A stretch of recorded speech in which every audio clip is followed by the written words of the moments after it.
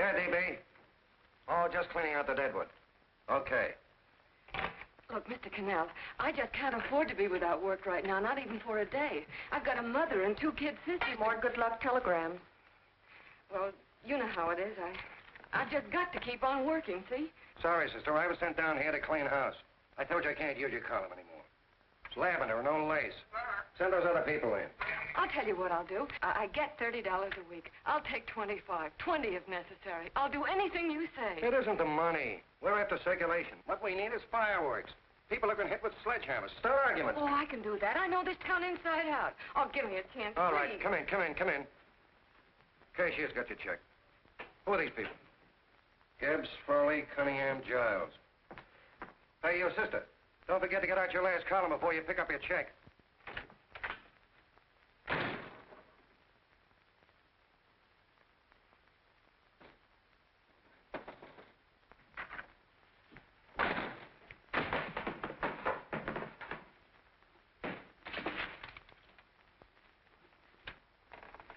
You're a couple of sticks shy in your column, man. Big rich slob like D.B. Norton buys the paper and 40 heads are chopped off.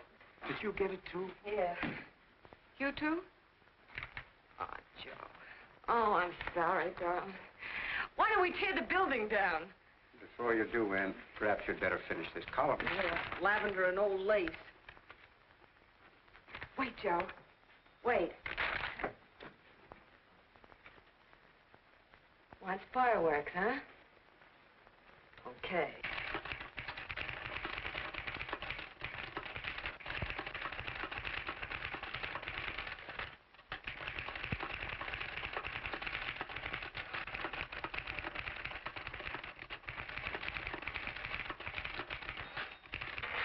Here.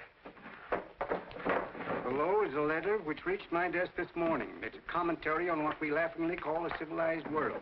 Dear Miss Mitchell, 4 years ago I was fired out of my job. Since then I haven't been able to get another one. At first I was sore at the state administration because it's on account of the slimy politics here we have all this unemployment. But in looking around it seems the whole world's going to pot. So in protest I'm going to commit suicide by jumping off the city hall roof. Signed, a disgusted American citizen, John Doe. Editor's note, if you ask this column, the wrong people are jumping off the roofs. Hey, Ann, this is the old Fakeroo, isn't it? Never mind that, Joe. Go ahead. Sorry.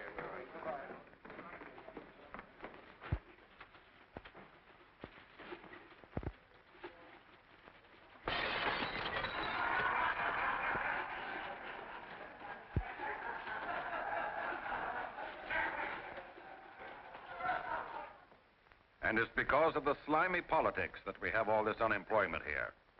There it is. That's D.B. Norton's opening attack on the governor. Why, Jim, it's just a letter sent into a column. No, I can smell it. That's Norton. Good morning, gentlemen. Good morning, Governor. Morning, Governor. You're rather early. Governor, did you happen to see this in the new bulletin? Yes. I had it served with my breakfast this morning. Jim thinks it's D.B. Norton at work. Of course it is. Oh, come, Jim. That little item, D.B. Norton does things in a much bigger way. This is his opening attack on you, Governor. Take my word for it. What did he buy a paper for? Why did he engage a high-pressure editor like Cannell for? He's in the oil business. I tell you, Governor, he's after your scalp. All right, Jim, all right. Don't burst a blood vessel. I'll look into it. You get me Spencer of the Daily Chronicle, please? Yes, I saw it, Governor. If you ask me, that's a phony letter. Why, that gagger's got whiskers on it. Okay, I'll get the mayor and maybe the Chamber of Commerce to go after them. Get Mayor Lovett on the phone. Sorry, the mayor's busy on the other phone. Yes, I know, Mrs. Brewster. It's a terrible reflection on our city. I've had a dozen calls already. Spencer of the Chronicle. Hold him. Just a minute.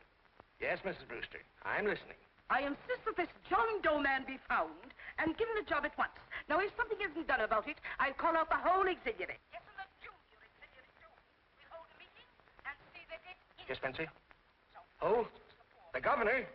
Well, what about me? It's my building he's jumping off of, and I'm up for re-election, too. What are you doing? Get Cannell at the bulletin. Why, he's liable to go right past my window. Get me Cannell. What was that? What? Out the window. Something just flew by.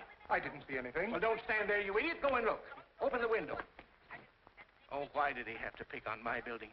Is there a crowd in the street? No, sir. Then maybe he's caught on a ledge. Look again.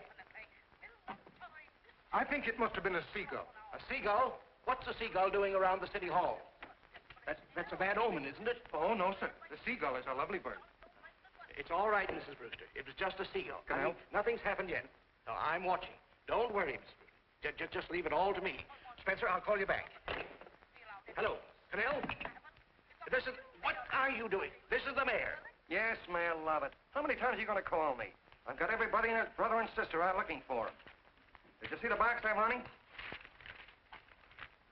An appeal to John Doe. Think it over, John. Life can be beautiful, says Mayor. If you need a job, apply to the editor of this paper, and so forth and so forth. Okay, Mayor, I'll let you know as soon as I have something. What? Well, pull down the blinds. Went up to Miss Mitchell's house, boss. Boy, she's in a bad way. Where is she? Hey, do you know something? She supports a mother and 2 kids. What do you know about that? Did you find her? No. Her mother's awful worried about her. When she left the house, she said she was going on a roaring drunk. Of the girl, I mean. Go out and find her. Sure.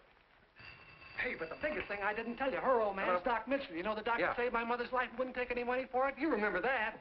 Okay, boss, I'll go and look for her. Holy smokes, Commissioner, you've had 24 hours. Okay, Hawkshaw, grab a pencil. Here it is again. About 5'5", brown eyes, light chestnut hair, and as fine a pair of legs as ever walked into this office. Did you want to see me? No. I've had the whole Army and Navy out searching for you because that's a game we play here every day. I remember distinctly being fired. That's right. But you have a piece of property that still belongs to this newspaper, and I'd like to have it. What's that? The letter. What letter? The letter from John Doe. Oh. The whole town's in an uproar. We've got to find him, and the letter's the only clue. There is no letter. We'll get a handwriting expert to... What? There is no letter. Say that again. There's no letter. I made it up. You made it up. Mm-hmm. You said you wanted fireworks. Don't you know there are 9 jobs waiting for this guy? 22 families want to board him free. 5 women want to marry him, and the mayor's practically ready to adopt him, and you... Just call the morgue, boss. They said there's a girl there. Shut up. Ann, say, why didn't you... Hey. Only one thing to do, Hank. Drop the whole business quickly. How? Run its story. Say John Doe was in here and is sorry he wrote the letter and... That's right. They've got it, sure. He came in here, and I made him change his mind. Bulletin editor saves John Doe's life. Well, it's perfect. I'll have Ned write it up. Oh, Ned, I got a story I want you to... Wait a minute. Listen, you great, big, wonderful genius of a newspaper man. You came down here to shoot some life into this dying paper, didn't you? Well, the whole town's curious about John Doe, and boom, just like that, you're going to bury him. There's enough circulation in that man to start a shortage in the ink market. And what man? John Doe. What John Doe? John Doe, the one I made up. Look, genius, now look. Suppose there was a John Doe and he walked into this office. What would you do? Find him a job and forget about the whole business, I suppose, huh? Not me. I'd make a deal with him. A deal? Sure, when you get hold of a stunt that sells papers, you don't drop it like a hot potato. Well, this is good for at least a couple of months. You know what I'd do? Between now and, let's say, Christmas when he's going to jump, I'd run a daily on. Starting with his boyhood, his schooling, his first job. A wide-eyed youngster facing a chaotic world. The problem of the average man, of all the John Does in the world. Now, then comes the drama. He meets discouragement. He finds the world his feet of clay. His ideals crumble. So what does he do? He decides to commit suicide and protest against the state of civilization. He thinks of the river, but no. No, he has a better idea. The city hall. Why? Because he wants to attract attention. He wants to get a few things off his chest, and that's the only way he can get himself heard. So? So he writes me a letter, and I dig him up. He pours out his soul to me. And from now on, we quote, I protest by John Doe. He protests against all the evils in the world. The greed, the lust, the hate, the fear. All of man's inhumanity to man. Arguments will start. Should he commit suicide or should he not? People will write in pleading with him. But no, sir, John Doe will remain adamant. On Christmas Eve, hot or cold, he goes. See? Very pretty. Very pretty indeed, Miss Mitchell. But would you mind telling me who goes on Christmas Eve? John Doe. What John Doe? The one we hire for the job, you lunkhead. Wait a minute. Let me get this through this lame brain of mine. Are you suggesting we go out and hire someone to say he's going to commit suicide on Christmas Eve? Is that it? Well, you're catching on. Who, for instance? Anybody. Beanie'll do. Why, sure. Who, me? Jump off a... Oh, no, any time at Christmas. I'm superstitious.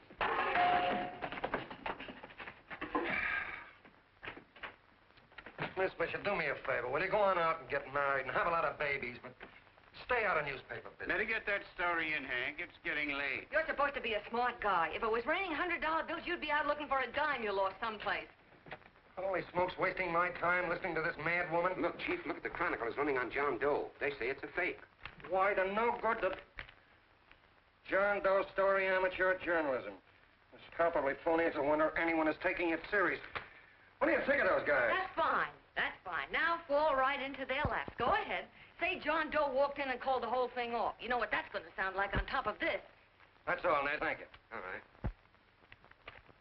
Amateur journalism, huh? Why, that bunch of sophomores, I can teach them more about... Hey, boss, get a load of this. What? Look. What do they want? They all say they wrote the John Doe letter. Yeah, boss. Oh, they all wrote the letter. Tell them all to wait.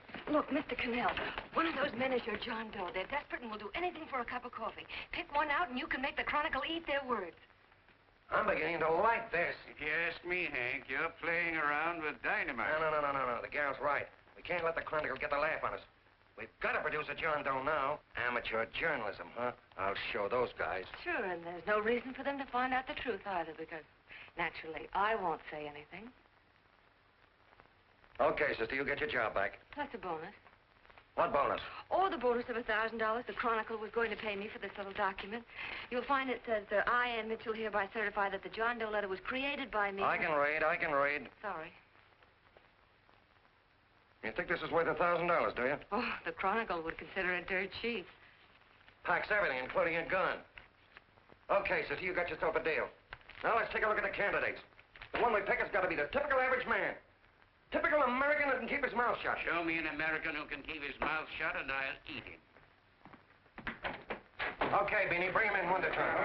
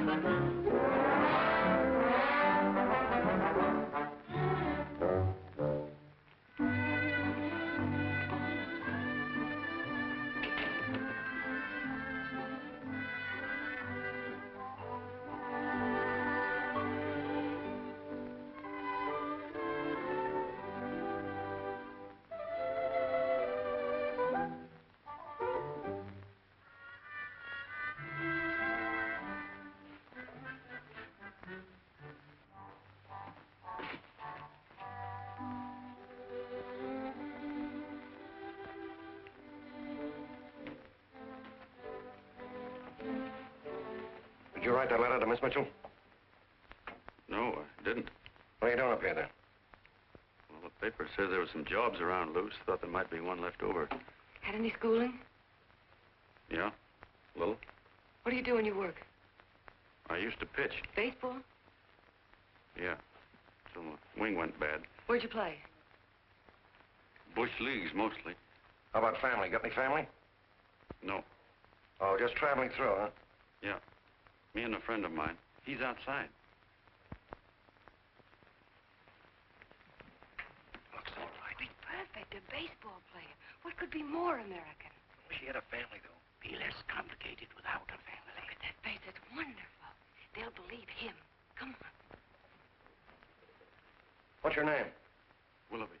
John Willoughby. Long John Willoughby, they called me in baseball. Would you like to make some money? Yeah. Maybe. Would you be willing to say you wrote that letter and stick by it?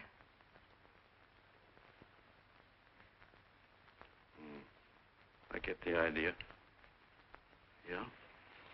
Maybe. That's our man. He's made to order. I don't know. He don't seem like the kind of a guy that'd fall in line. When you're desperate for money, you do a lot of things, Mr. Cannell. He's our man, I tell you. He fainted. Get the water, quickly. Hurry up, Pop. Oh. Right here, sit down. You all right? Yeah, I'm all right. How many is that, 6?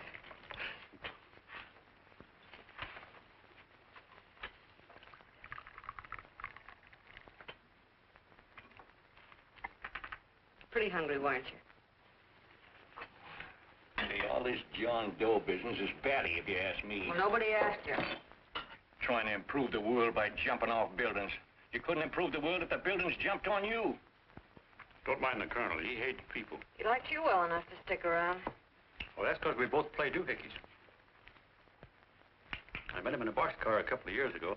I was fooling around with my harmonica, and he comes over and joins in. I haven't been able to shake him since.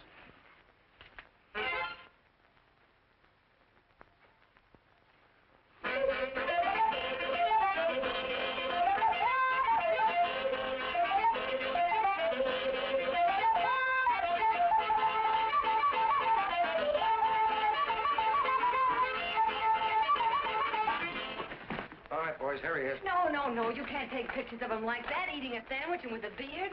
But he's going to jump off a building. Yes, but not because he's out of a job. That's not news. This man's going to jump as a matter of principle. Well, maybe you're right. We'll clean him up and put him in a hotel room under bodyguards. We'll make a mystery out of him. Did you speak to Mr. Norton? Thinks it's terrific. Says for us to go the limit. Wants us to build a bonfire under every big shot in the state. Oh, swell. Is that the contract? Yeah. What's he doing here? Friend of his. They play duets together. Duets? But can we trust him? Oh. I trust him. Oh, you trust him, eh? Well, that's fine. I suppose he trusts you, too. Oh, stop worrying. He's all right. Okay, but we don't want more than a couple of hundred people in on this thing. Now, the first thing I want is an exact copy of the John Doe letter in your own handwriting. I've got it already. Here. No, that's fine. Now, I want you to sign this agreement. It gives us an exclusive story under your name, day by day, from now until Christmas. On December 26th, you get one railroad ticket out of town. And the bulletin agrees to pay to have your arm fixed. That's what you want, isn't it? Yeah, but it's got to be by Bonesetter Brown. Okay, Bonesetter Brown goes. Here, sign it. Meanwhile, here's $50 spending money. That's fine. Beanie? Yes, boss. Take charge of him. Get him a suite at the Imperial and hire some bodyguards. Yeah, and some new clothes, Beanie. You think we better have him deloused? Yeah. Both of them? Yes, both of them, but don't let them out of your sight. Hey, Beanie, gray suit, huh? Yes. Okay, fellas.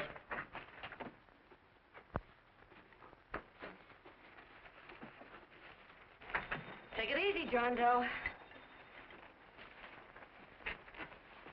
And you start pounding that typewriter. Oh, boy, this is terrific. No responsibilities on our part, just statements from John Doe, and we can blast our heads off. Before you pop too many buttons, don't forget to make out that check for $1,000.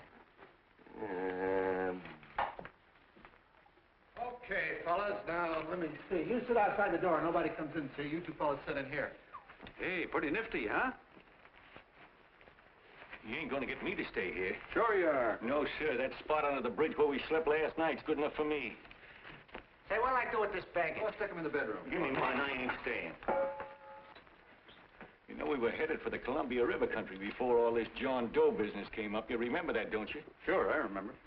Say, your ears popped coming up in the elevator. Mine did. All along, John. I tell you, it's no good. You're gonna get used to a lot of stuff that's gonna wreck you. Why, that $50 in your pocket's beginning to show up on you already.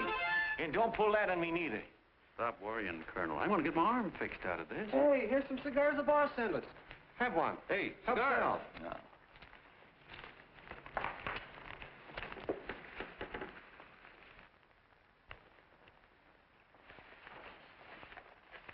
Say, I'll bet you even the major leaguers don't rate an outfit like this. Here, make yourself comfortable. Paper? I don't read no papers, and I don't listen to radios either. I know the world's been shaped by a drunken barber, and I don't have to read it. I've seen guys like you go under before. Guys that never had a worry. Then they got a hold of some dough and went goofy. The first thing that happens to a guy... Get a load of the bedroom. No. The first thing that happens to a guy like that, he starts wanting to go into restaurants and sit down at a table and eat salads and cupcakes and tea. Boy, what that kind of food does to your system.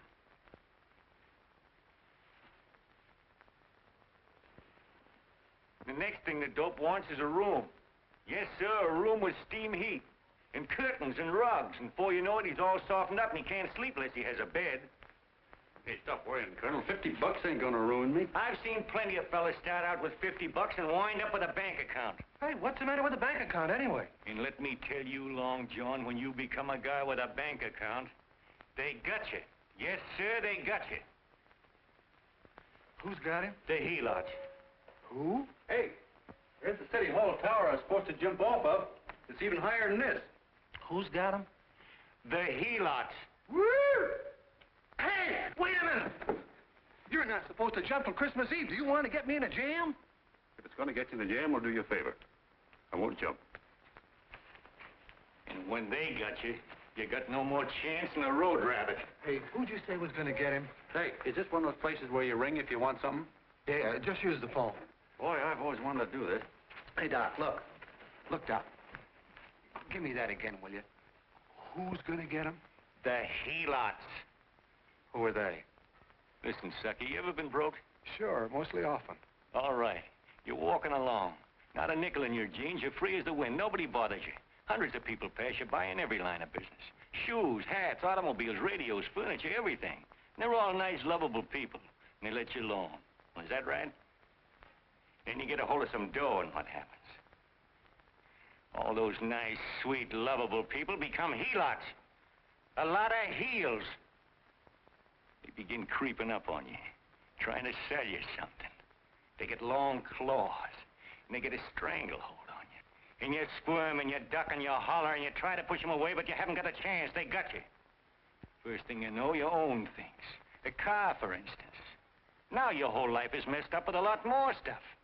You get license fees, and number plates, and gas, and oil, and taxes, and insurance, and identification cards, and letters, and bills, and flat tires, and dents, and traffic tickets, and motorcycle cops, and courtrooms, and lawyers, and fines, and 1,000,001 other things. And what happens?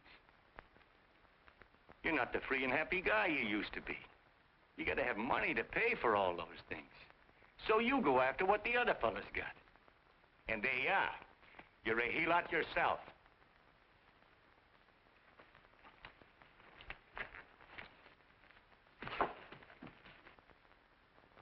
You win, Colonel. Here, take the 50. Go ahead and get rid of it. You bet I will, just as fast as I can. I'm gonna get some canned goods, a fishing rod, and the rest I'm gonna give away. Give away? Hey, get me a pitcher's glove. I got to get some practice. Say, he's giving it away. I'm gonna get me some of that. Hey, come back here, you helot. For you send up 5 hamburgers with all the trimmings, 5 chocolate ice cream sodas, and 5 pieces of apple pie. No, apple with cheese. Yeah, thanks.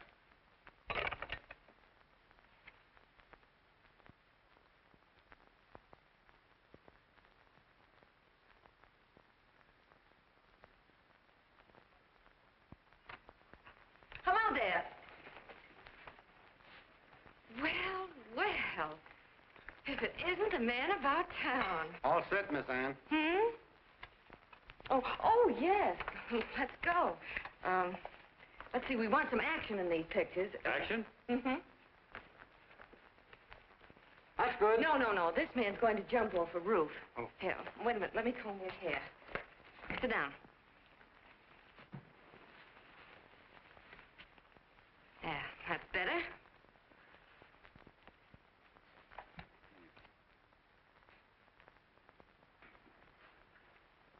You know, he's got a nice face, hasn't he? Yeah, he's pretty. Sit down, quiet egghead. All right, now a serious expression. Can't. I'm feeling too good. Oh, come on now, this is serious. You're a man disgusted with all of civilization. With all of it? Yes, you're sore at the world. Come on now. Oh, crabby guy, huh? Yeah. No.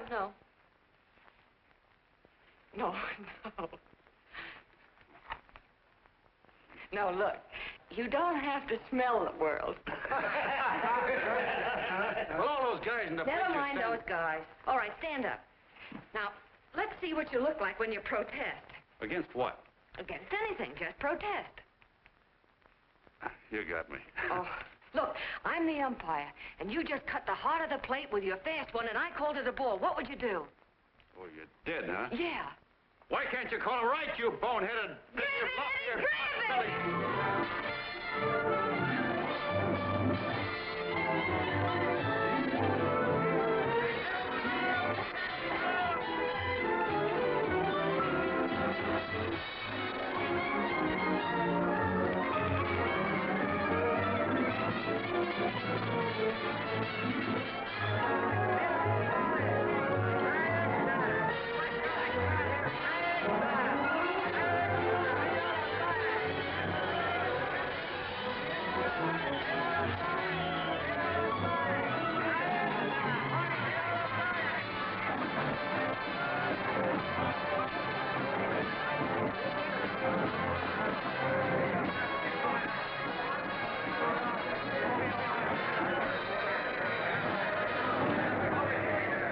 I don't care whose picture they're publishing.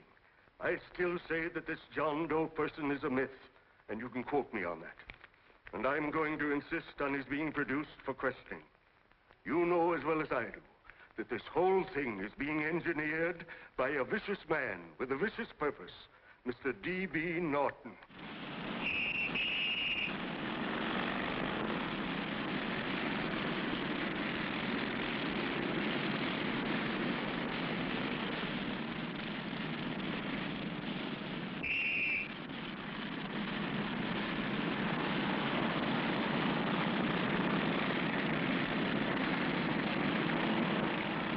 And Miss Mitchell are at the house, sir. Oh, they are? All right. Come on. Personally, I think it's just plain stupidity to drop it. Now, you should see a fan mail, thousands. Why, it's going over like a house afire. What are you afraid of, Canal? It's doubled our circulation. Yeah, but it's got everybody sore. Ads are being pulled. The governor's starting a libel suit. What's more, they all know John Doe's a phony, and they insist on seeing Well, what about it? Let them see him. We'll go on one better. They can also hear him. You own a radio station, Mr. Norton. Why not put him on the air? Watch out for this dame DB. She'll drive you batty. Oh, Look, we can't let him get to this Bush League pitcher and start pumping him. Good night. Now, tell him what that screwball might do. I walked in yesterday. Here he is, standing on a table with a fishing pole. Fly casting. Take my advice and get him out of town before this thing explodes in our faces. If you do, Mr. Norton, you're just as much of a dumb cluck as he is. Excuse me. No, you got yourself a meal ticket and you hate to Sure, let it's go. a meal ticket for me, I admit it, but it's also a windfall for somebody like Mr. Norton who's trying to crash national politics. That's what you bought the newspaper for, isn't it? You want to reach a lot of people, don't you? Well, put John Doe in the air and you can reach 130 million of them. He can say anything he wants and they'll listen to him. All right, we'll forget the governor and the mayor and all the small fry like that. This can arouse national interest. If he made a hit around here, he can do it every place else in the country. And you'll be pulling the strings, Mr. Norton. Go down to the office and arrange for some radio time. But, DB, you're not I going want to it fall... as soon as possible. Okay. I just came in to get warm myself. Come on, let's go. Don't you go. I want to talk to you.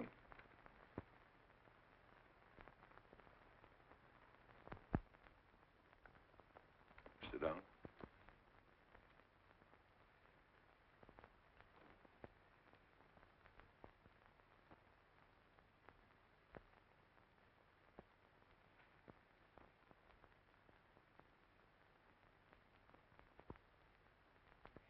Hey, this John Doe idea was yours, huh? Yes, sir.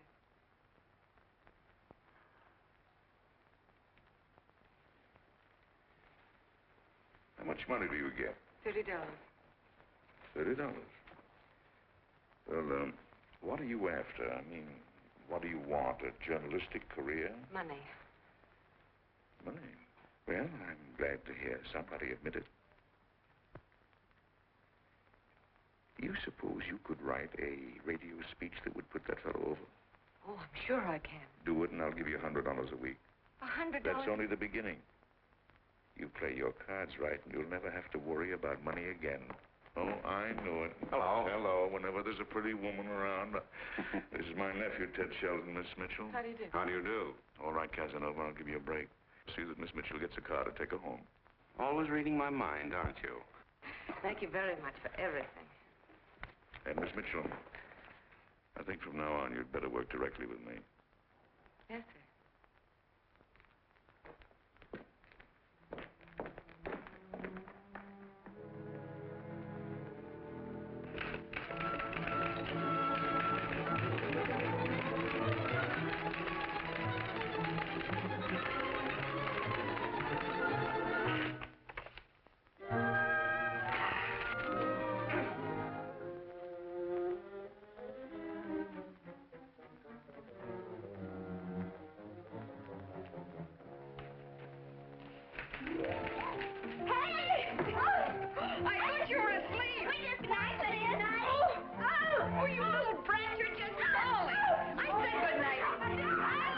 Come, children. It's past your bedtime. Come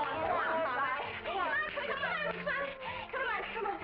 Now, scooch off the bed. Pour through me. I'm done. I'll never get this speech right. Oh, yes, you will, Ann, dear. You're very clever. Yeah, I know. What are you looking for? Your purse, I need $10. What for? I gave you 50 just the other day. Yes, I know, dear, but Mrs. Burke had her baby yesterday. 9 pounds. And there wasn't a thing in the house. And then the community chest lady came. And the 50's all gone, huh? Who's the 10 for? The Websters. The Websters. You remember those lovely people your father used to take care of. I thought I'd buy them some groceries. Oh, Anne, dear, it's a shame those... You're marvelous, Ma. You're just like Father used to be. Do you realize a couple of weeks ago we didn't have enough to eat ourselves? Well, yes, I know, dear, but these people are in such need. And we have plenty now. If you're thinking of that $1,000, forget it. It's practically all gone. We owed everybody in town. Now, you just got to stop giving all your money away. Oh, Anne, dear. Oh, I'm sorry, Ma. Oh, don't pay any attention to me. I guess I'm just upset about all this. Gee whiz, here I am with a great opportunity to get somewhere, to give us security for once in our lives, and I'm stuck. If I could put this over, your Mrs. Burke can have 6 babies. You mean this speech you're writing? Yeah, I don't know. I simply can't get it to gel.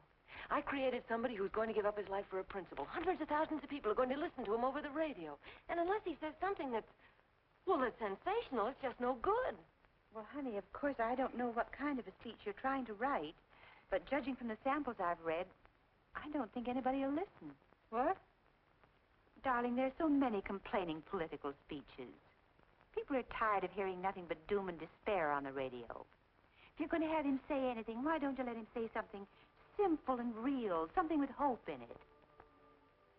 If your father were alive, he'd know what to say. Oh, yeah. Father certainly would. Wait a minute. Hmm?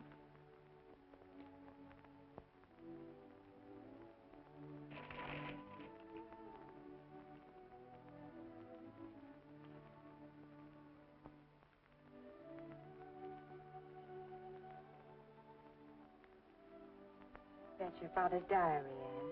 Father's... I never knew he had a diary. There's enough in it for 100 speeches. Things people ought to hear nowadays. You be careful of it, won't you, dear? Always help to keep your father alive for me. You bet I will, Ma. Wait a minute. John Doe don't want to sign no autograph. Well, what does he do all day? What does he do all day? He's writing out his memories. Sorry, lady, you can't see Mr. Doe. He wants to be alone. No. No, he just sits around all day and commutes with himself.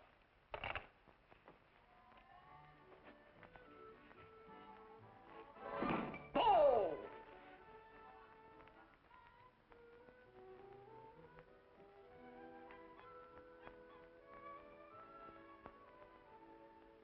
I don't know how you're going to stand it around here till after Christmas.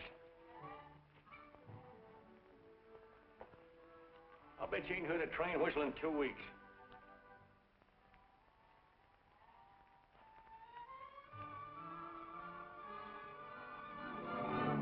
Steve, right!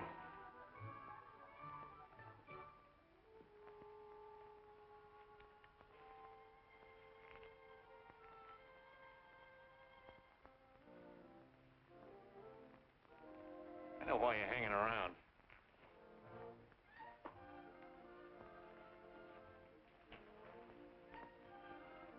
You're stuck on the girl.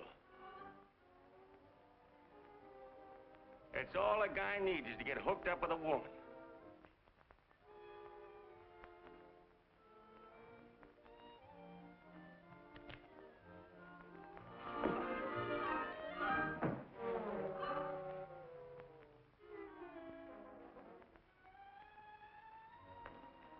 What was that, a single?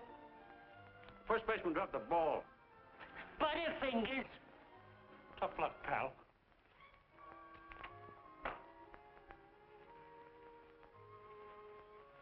Guy has a woman on his hands. First thing he knows, his life is balled up with a lot more things. Furniture.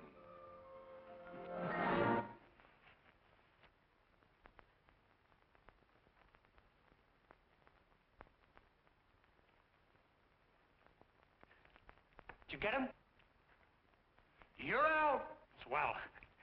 What's this, the end of the 8th? 9th.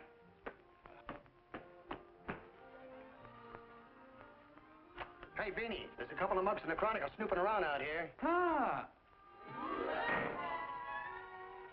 Come on, Angel Face. Gangway. What's the score, Angel Face? 3-2, our favor. Gee, that's great.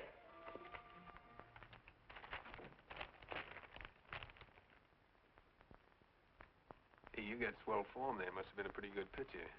Pretty good. Say, I was just about ready for the major leagues when I chipped a bone in my elbow.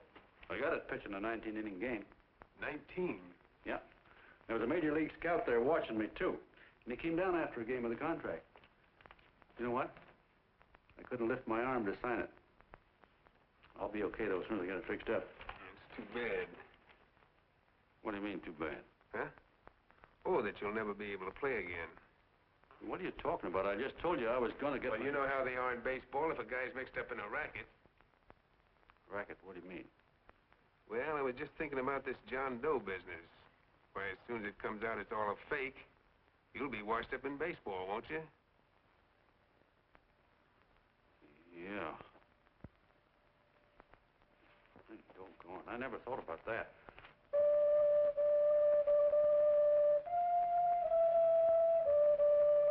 Gosh. And another thing, what about all the kids in the country? The kids that idolize ball players. What are they going to think about you? Yeah. Hey, Colonel. Did you hear that? I gotta figure some way out of this thing. Elevators are still running. I know one way you can do it. How? Well, when you get up there on the radio, all you have to do is to say the whole thing's a frame-up. Make you a hero sure as you're born. Yeah, but how am I going to get my arm fixed? Well, that's a cinch. I know somebody who'll give you $5,000 just to get up on the radio and tell the truth. $5,000? Yeah, $5,000, and he gets it right away. You don't have to wait till Christmas. Look out, Long John. They're closing in on you. Say, who's putting up this dough? Fellow runs the Chronicle. Here's the speech you make, and it's all written out for you. $5,000. Holy mackerel, I can see the helots coming, the whole army of them. It's on the level.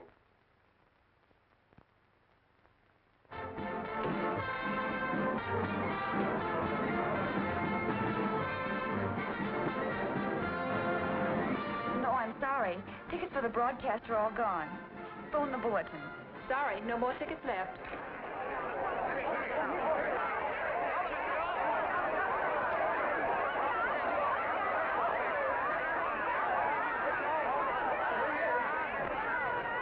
John, all set for the big night?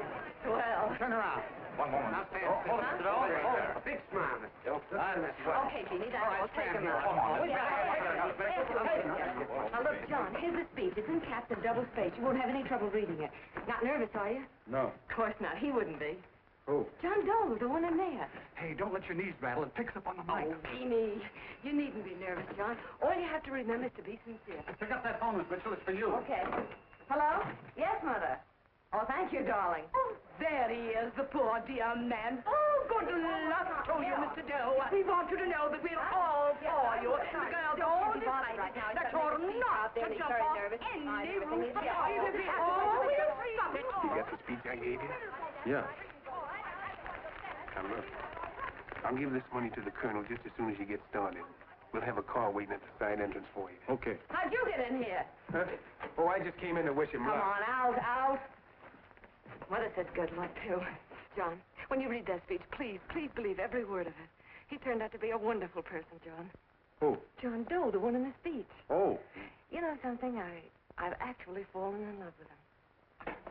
All right, there he is, sister. Now, come on, plenty of room. What's the idea? No, that's too much. That's not so much. Come on.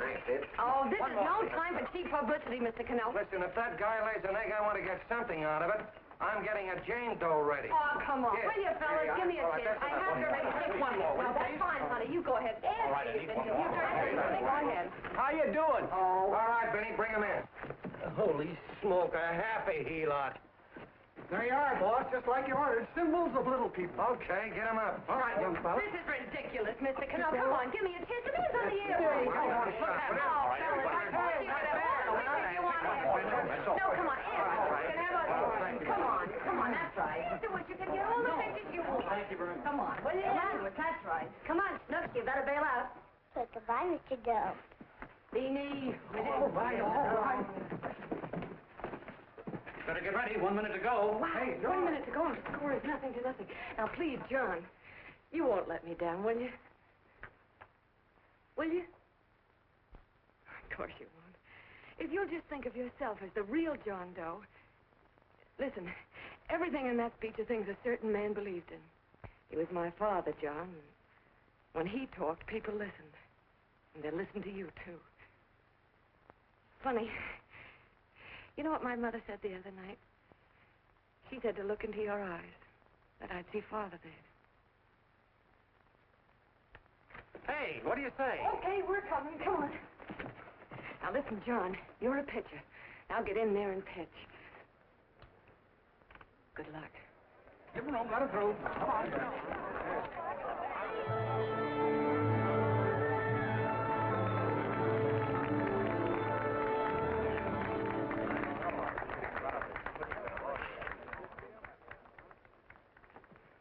Hey, let's get out of here. There's the door right there. Hey, what are you doing here? That's what I'd like to know. Come on, out. Hey, he's a friend of mine. Never mind, let him alone. He's all right. I'll be right over there pulling for you. No, John, over here.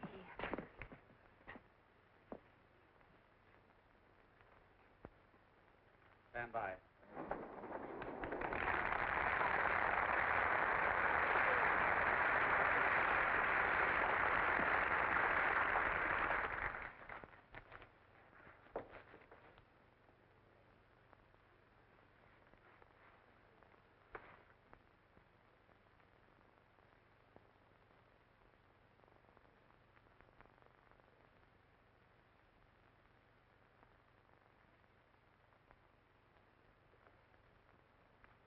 Phone the Chronicle. Tell them to start getting those extras out.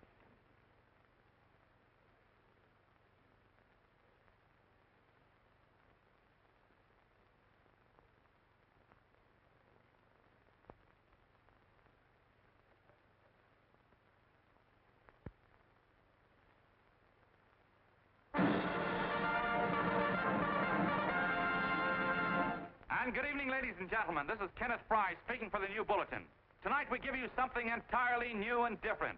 Standing beside me is the young man who has declared publicly that on Christmas Eve he intends to commit suicide, giving as his reason, quote, "I protest against the state of civilization," end quote. Ladies and gentlemen, the New Bulletin takes pleasure in presenting the man who is fast becoming the most talked-of person in the whole country, John Doe.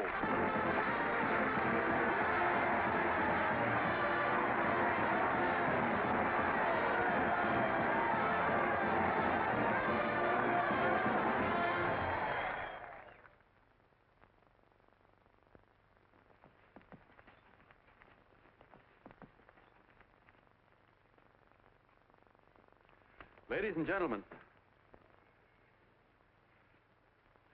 I am the man you all know as John Doe. I took that name because it seems to describe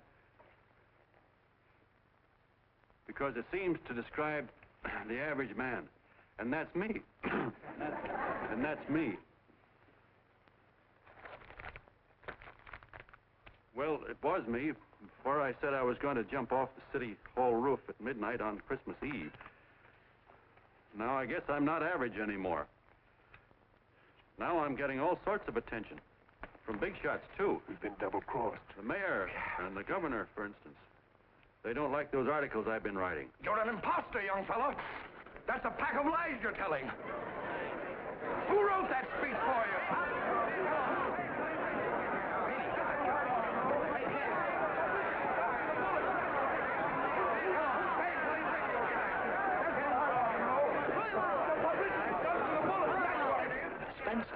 Ladies and gentlemen, the disturbance you just heard was caused by someone in the audience who tried to heckle Mr. Doe. The speech will continue.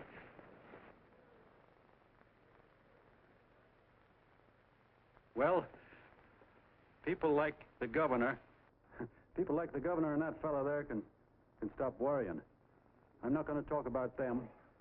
I'm going to talk about us, the average guys, the John Does. If anybody should ask you what the average John Doe is like, you couldn't tell him because he's 1,000,001 things. He's Mr. Big and Mr. Small. He's simple and he's wise. He's inherently honest, but he's got a streak of larceny in his heart. He seldom walks up to a public telephone without shoving his finger into the slot to see if somebody left a nickel there.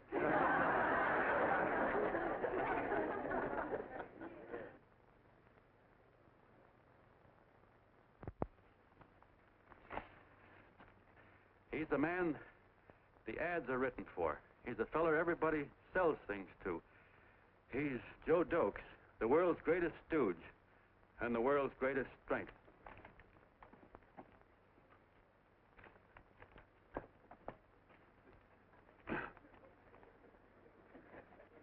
Yes, sir. Yes, sir, we're a great family, the John Does. We are the meek who are supposed to inherit the earth. You'll find us everywhere. We raise the crops, we dig the mines, work the factories, keep the books, fly the planes, and drive the buses. And when a cop yells, "Stand back there, you," he means us, the John Does. Well, what kind of a speech is that? Didn't you read it? We've existed since time began. We built the pyramids.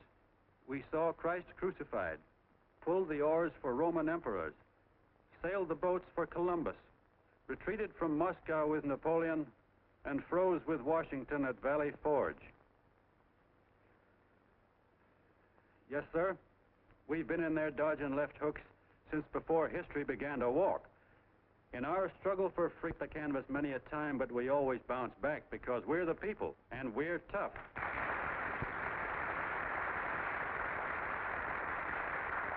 They've started a lot of talk about free people going soft, that we can't take it.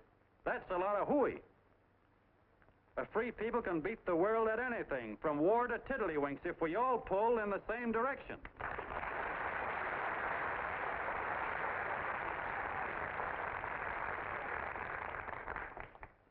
I know a lot of you are saying, "What can I do? I'm just a little punk. I don't count." Well, you're dead wrong. The little punks have always counted, because in the long run, the character of a country is the sum total of the character of its little punks.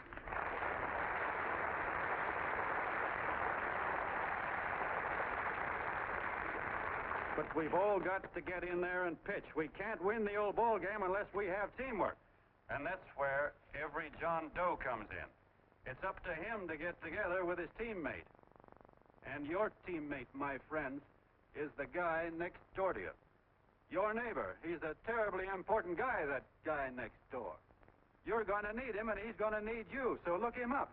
If he's sick, call on him. If he's hungry, feed him. If he's out of a job, find him one. To most of you, your neighbor is a stranger, a guy with a barking dog and a high fence around him. Now, you can't be a stranger to any guy that's on your own team. So tear down the fence that separates you. Tear down the fence, and you tear down a lot of hates and prejudices. Tear down all the fences in the country, and you really have teamwork.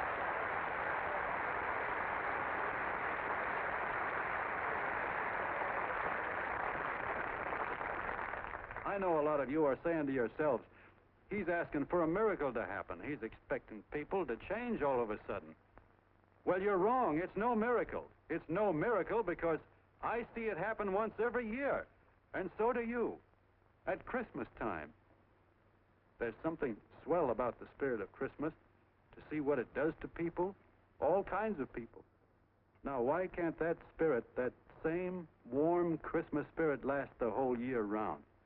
Gosh, if it ever did, if each and every John Doe would make that spirit last 365 days out of the year, we'd develop such a strength, we'd create such a tidal wave of goodwill that no human force could stand against it.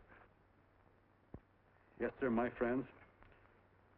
The meek can only inherit the earth when the John Does start loving their neighbors. You better start right now. Don't wait till the game is called on account of darkness. Wake up, John Doe. You're the hope of the world.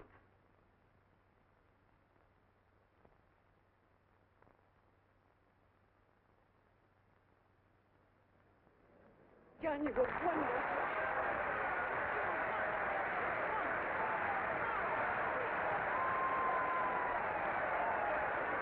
Let's get out of here. Now you're talking.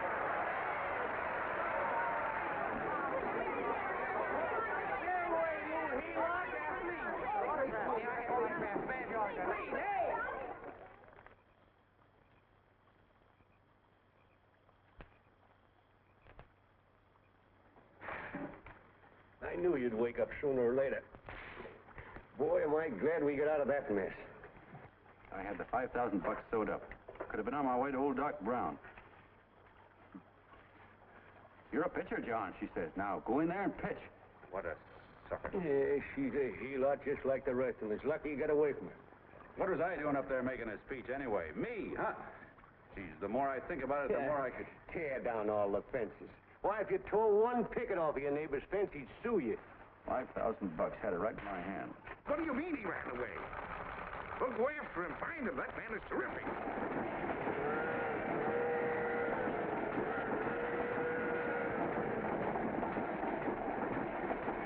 Columbia River, here we come.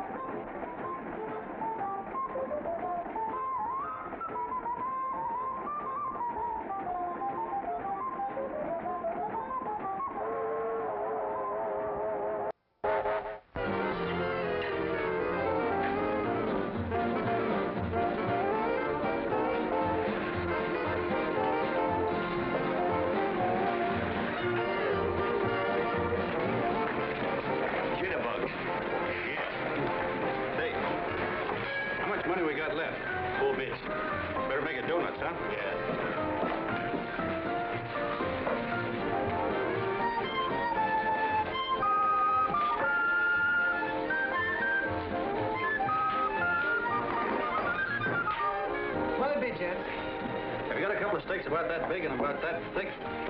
Yeah, with hash brown potatoes and tomatoes and apple pie and ice cream and coffee. And donuts, I know. Hey, Ma! Seekers!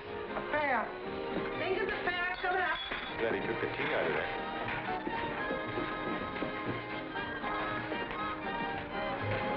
Hey, look. Join the John Doe Club. John Doe Club?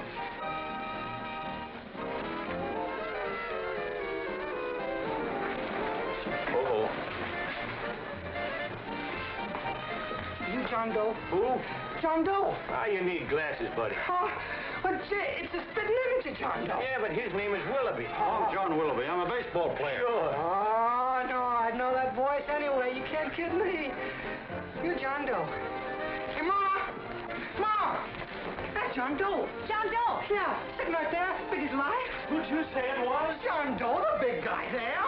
Pictures in the paper. That's John Guy. John Doe.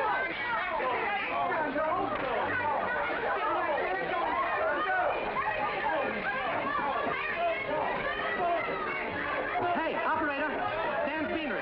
Look, call everybody in town. John Doe was just in my place. Yeah, he ordered donuts.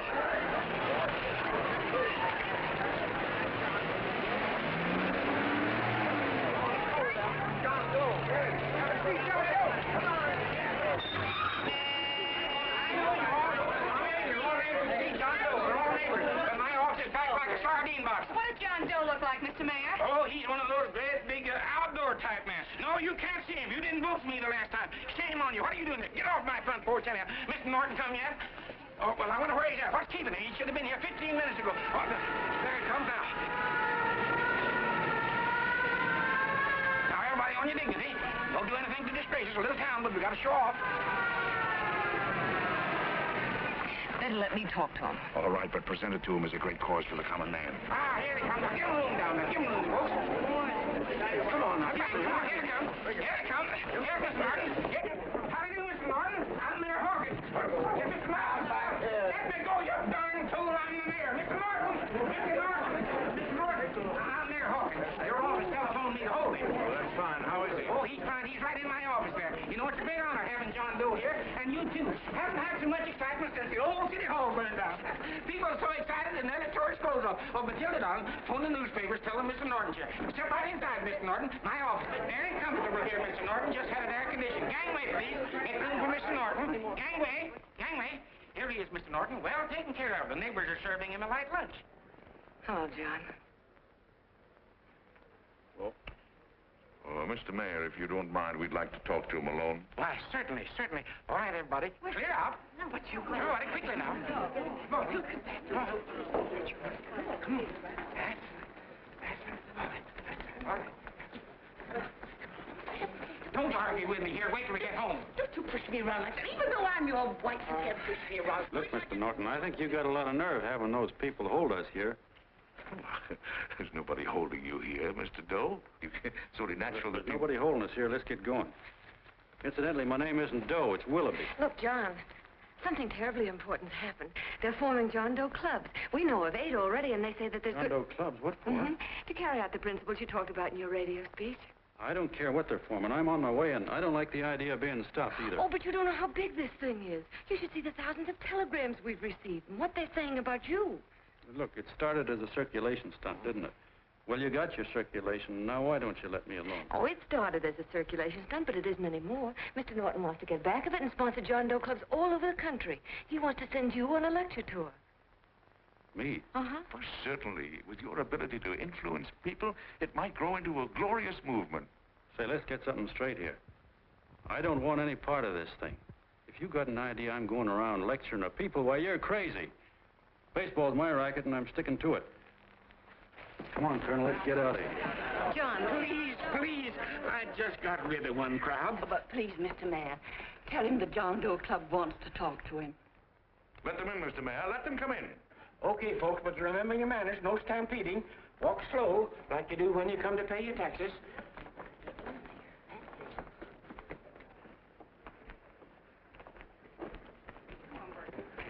All right, give me a chance. come right in.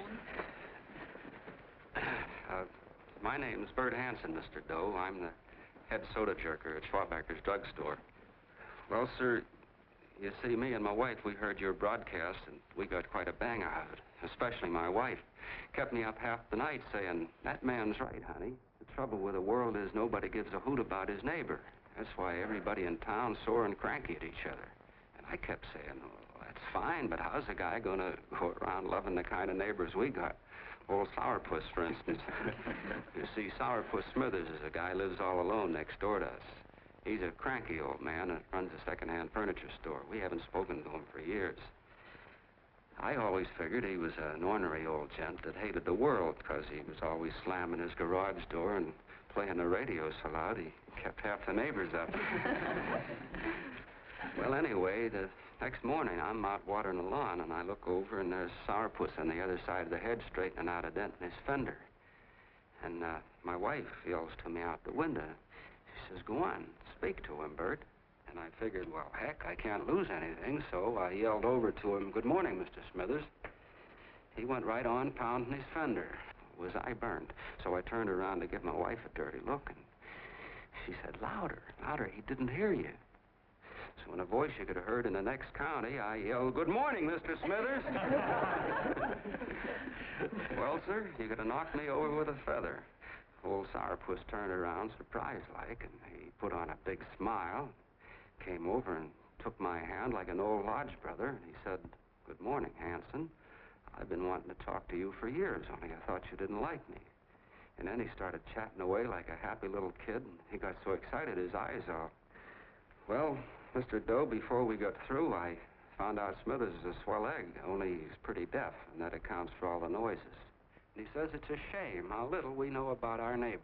And then he got an idea, and he said, how's about inviting everybody someplace where we can all get together and know each other a little better? Well, I'm feeling so good by this time, I'm ripe for anything. So Smithers goes around the neighborhood inviting everybody to a meeting at the schoolhouse, and I tell everybody that comes in the store, including Mr. Schwabacker, my boss. I'm talking too much. Well, I'll be doggone if for 40 people don't show up. Of course, none of us knew what to do, but we sure got a kick out of seeing how glad everybody was just to say hello to one another. Tell him about making Sourpuss chairman. Oh, yeah, we made Sourpuss chairman and decided to call ourselves the John Doe Club. And say, incidentally, this is my wife. Come here, honey. This is my wife, Mr. Doe. How do you do, Mr. Doe? Sourpuss is here, too. Oh, is he? This is Sourpuss, or excuse me, Mr. Smithers, Mr. Doe. That's all right. If you didn't call me Sourpuss, it wouldn't feel natural. Well, anyway, I guess nearly everybody in the neighborhood came except the Delaney's. The Delaney's live in a big house with an iron fence around it, and they always keep their blinds drawn. And we always figured that he was just an old miser that sat back counting his money, so why bother about inviting him? Until Grimes, the milkman, spoke up, and he said, say, you've got the Delaney's all wrong. And then he tells us about how they canceled their milk last week, and how when he found a note in the bottle, he got kind of curious-like, and he sort of peeked in under the blinds and found the house was empty. If you ask me, he says, they're starving. Old man Delaney has been bringing his furniture over to my place at night, one piece at a time, and selling it. Yeah. And, well, sir, a half dozen of us ran over there to fetch him, and we brought him to the meeting. And what a reception they got. Why, everybody shook hands with him and made a fuss over them, and, well, finally, Mr. and Mrs. Delaney just sat right down and cried. And then we started to find out about a lot of other people. Yeah, sure. Well, you know Grubel, for instance. Grubel's here. Yeah, that's a... You don't know Grubel, but he's a man that everybody figured was the worst no-account in the neighborhood because he was living like a hermit, and nobody would have anything to do with him. That isn't Little Murphy. The postman told us the truth. Why, Grubel, he says, he lives out of garbage cans because he won't take charity, because it'd ruin his self-respect, he says. Just like you said on the radio, Mr. Doe. Well, sir, about a dozen families got together and gave Grubel a job watering their lawns. Isn't that wonderful? And then we found jobs for 6 other people, and they've all gone off for leave. Yeah, and my boss, Mr. Schwabecker, made a job in his warehouse for old man Delaney. And he gave you that $5 raise. Yeah, wasn't that swell? Why, Bert, I feel slighted. I'd like to join, but nobody asked me. I'm sorry, Mayor, but we voted that no politician could join. Just the John Does of the neighborhood, because you know how politicians are. Well, the reason we wanted to tell you this, Mr. Doe, was just to give you an idea of what you've started. And from where I'm sitting, I don't see any sense in you jumping off any building. No. Well, thank you for listening. Goodbye, Mr. Doe. You're a wonderful man. And it strikes me you can be mighty useful walking around for a while. Say goodbye, Mr. Doe. Goodbye, Mr. Doe.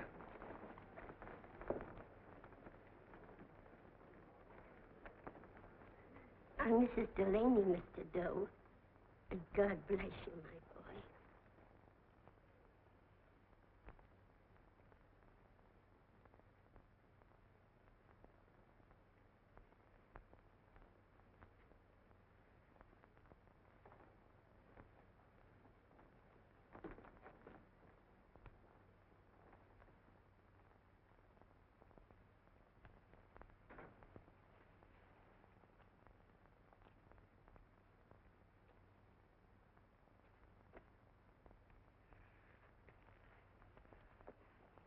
Gee whiz, I'm all mixed up.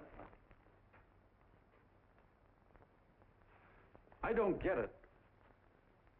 Look, all those swell people think I'm going to jump off a building or something. I never had any such idea. Gosh. The fellow'd have to be a mighty fine example himself to go around telling other people how to... Say, look, what happened the other night was on account of Miss Mitchell here. She wrote the stuff. Don't you see what a wonderful thing this can be? But we need you, John. You're hooked. I can see that right now. They got you. Well, I'm through. For 3 years, I've been trying to get you up to the Columbia River country. First it was your glass arm, then it was the radio, and now it's the John Doe clubs. Well, I ain't waiting another minute. Gangway, you helots! Hey, Colonel, wait a minute. I want you personally to go along with John Doe and Miss Mitchell and handle the press and the radio. Me? Yes, I don't want to take any chances. And Johnson? Yes, Stevie? Your crew will do the mop-up job. They'll follow John Doe into every town, see that the clubs are properly organized and the charters issued. Right. There are only 8 flags up there now. I want to see that map covered before we get through.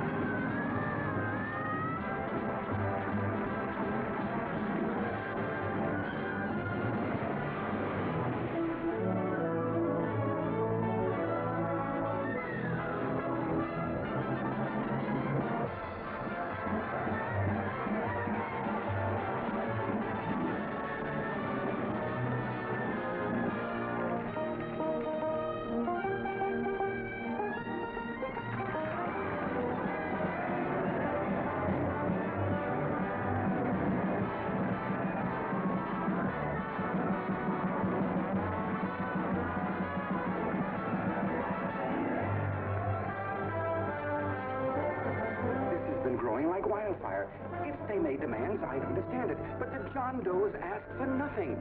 People are going off relief. If this keeps up, I'll be out of a job. As soon as it gets strong enough, we'll find out what John Doe wants. 30 every Thursday. 60 at 60. Who knows what? I'm sorry, boss. They just won't let anybody talk politics to them. It's crazy. We've got to get to them. They represent millions of voters.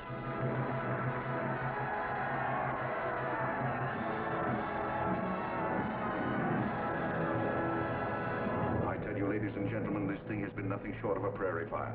We've received so many applications for charters to the John Doe clubs, we haven't been able to take care of them. I'd hate to have that many pins stuck in me. This John Doe convention is a natural. It's going to put our city on the map.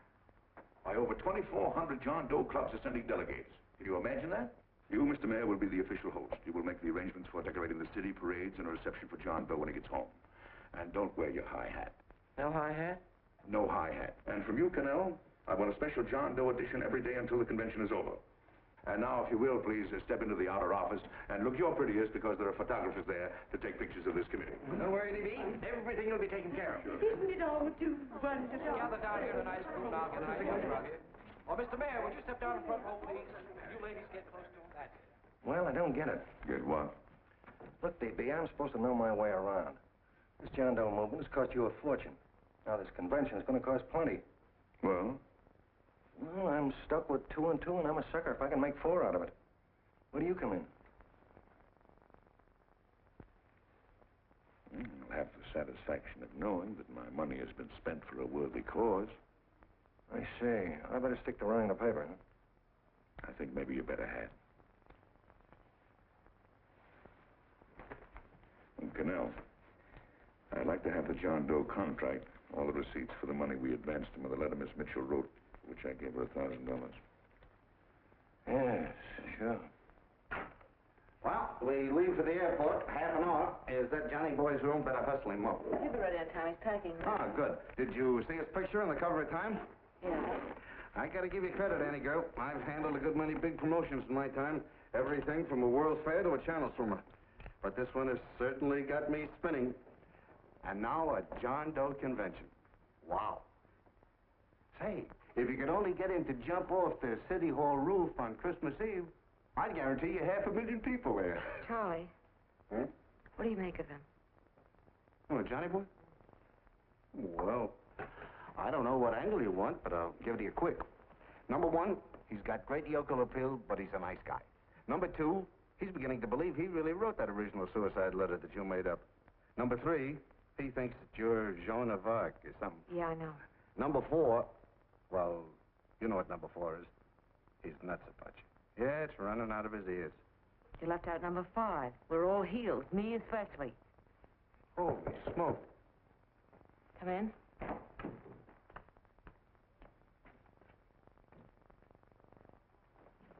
More pack. Good. I'll go and get Beanie Boy. Okay, Charlie boy.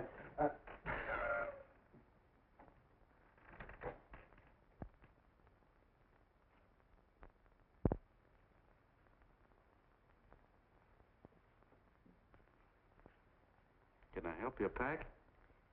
No, thank you.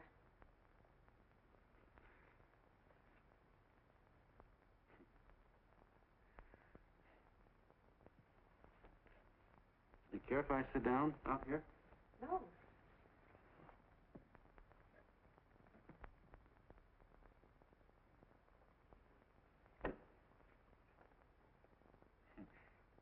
You know, I had a crazy dream last night. It was about you. About me? Sure was crazy. I dreamt I was your father.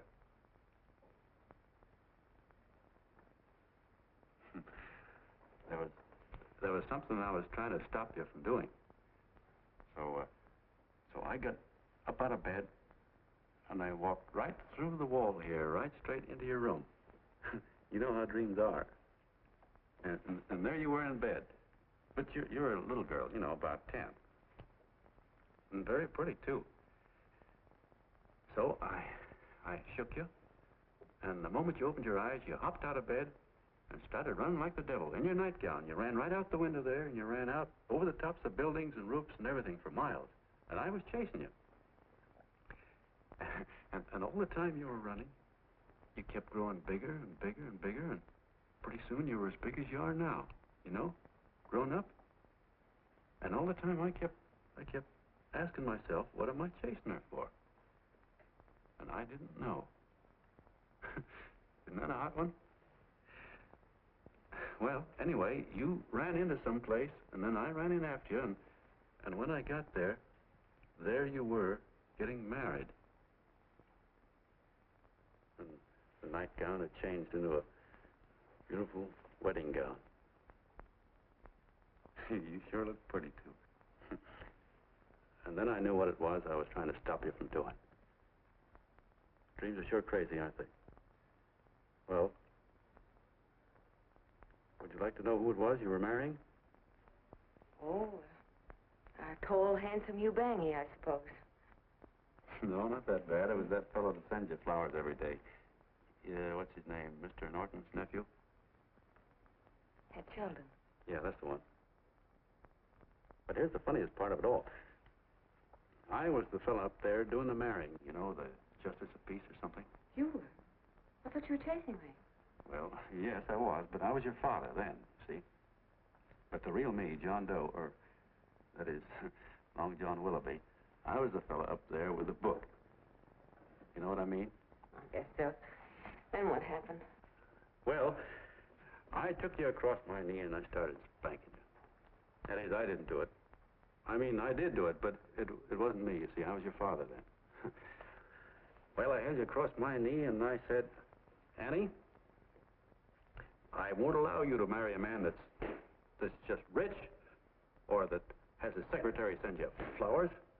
The man you marry has got to swim rivers for you. He's got to climb high mountains for you. He's got to slay dragons for you. He's got to perform wonderful deeds for you. Yes, sir. And all the time, the guy up there, you know, with the book, me, just stood there nodding his head. He said, go to it, Pop. Whack her one from me, because that's just the way I feel about it, too. So he said, come on down here and whack her yourself. So I came down, and I whacked you a good one, see? And he whacked you. And I whacked you another one, and we both started whacking you like... Well, if you're through whacking her, come on, let's get going.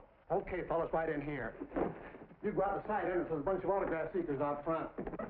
We'll be down with the bags in a minute. Come on, don't make a government project out of this. Hi, Benny. When's our plane take off again? Couple of minutes.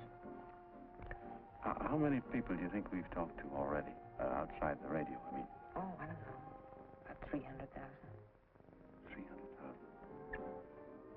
What makes them do it, Ann? What makes them come and listen and get up their John Doe clubs the way they do? I've been trying to figure it out. Look, John, what we're handing them are platitudes. Things they've heard a million times. Love thy neighbor, clouds have silver linings, turn the other cheek. It's just as... Yeah, I heard them a million times, too, but... there you are. Maybe they're like me, just beginning to get an idea of what those things mean. You know, I never thought much about people before. They were always just somebody to fill up the bleachers. And the only time I worried about them is when they didn't come in to see me pitch. You know, lately I've been watching them when I talk to them. I could see something in their faces. I could feel that they were hungry for something.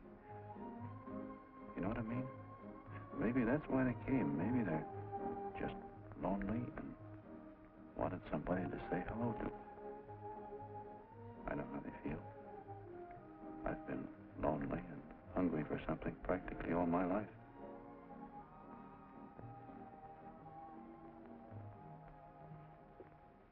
All aboard, folks. Yeah, that's true. Oh, somebody else sitting here? No, that's your seat. And this is your coat. Mine? A little token of appreciation. Oh, it's beautiful, D.B. Well, I don't quite know what to say. Well, don't say anything at all. Just sit down. Oh. Go ahead, open it. Oh.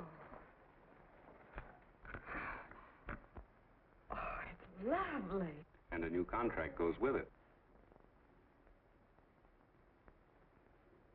Well, come on, spring it. You've got something on your mind. Must be stupendous. You know, that's what I like about it. Right to the point. Like that. All right, Practical Annie. Here it is. Tomorrow night, before a crowd of 15,000 people and talking over a nationwide radio hookup, John Doe will announce the formation of a third party. A third party? Yes, the John Doe Party. Devoted entirely to the interests of all the John Does all over the country, which practically means 90% of the voters. He will also announce the third party's candidate for the presidency.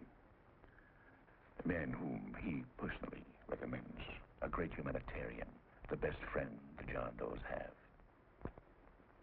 Mr. D.B. Norton. Yes.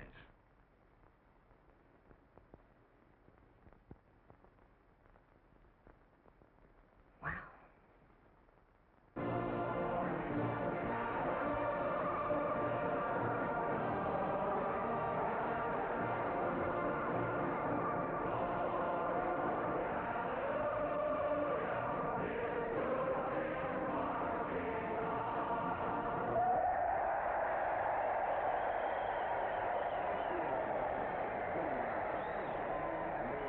And although the opening of the convention is hours off, the delegates are already pouring into the ballpark by the droves, with lunch baskets, banners, and petitions asking John Doe not to jump off any roof. No matter how you look at it, it's still a phenomenal movement. These John Does, or the hoi polloi, as you've heard people call them, have been laughed at and ridiculed, but here they are, gay and happy, having traveled thousands of miles, their expenses paid by their neighbors, to come here to pay homage to their hero, John Doe. And in these days of wars and bombings, it's a hopeful sign that a simple idea like this can sweep the country. An idea based on friendliness, on giving and not taking, on helping your neighbor and asking nothing in return. And if a thing like this can happen, don't let any of your grumbling friends tell you that humanity is falling apart. This is John B. Hughes, signing off now and returning you to our main studio until 9 o'clock, when the convention will officially open. Oh, John, come in. Say, I'm kind of... It's raining out a little. That's all right. It's good to see you. Sit down. Thanks.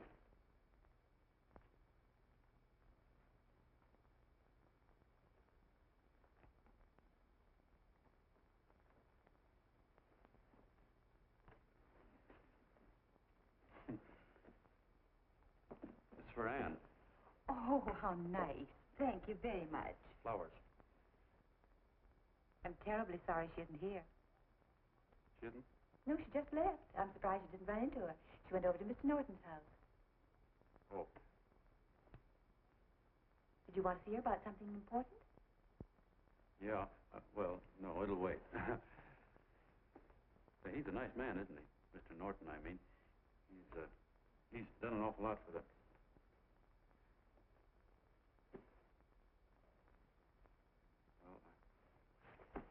Say, my coat's pretty wet. I'm afraid I might have wet the couch a little.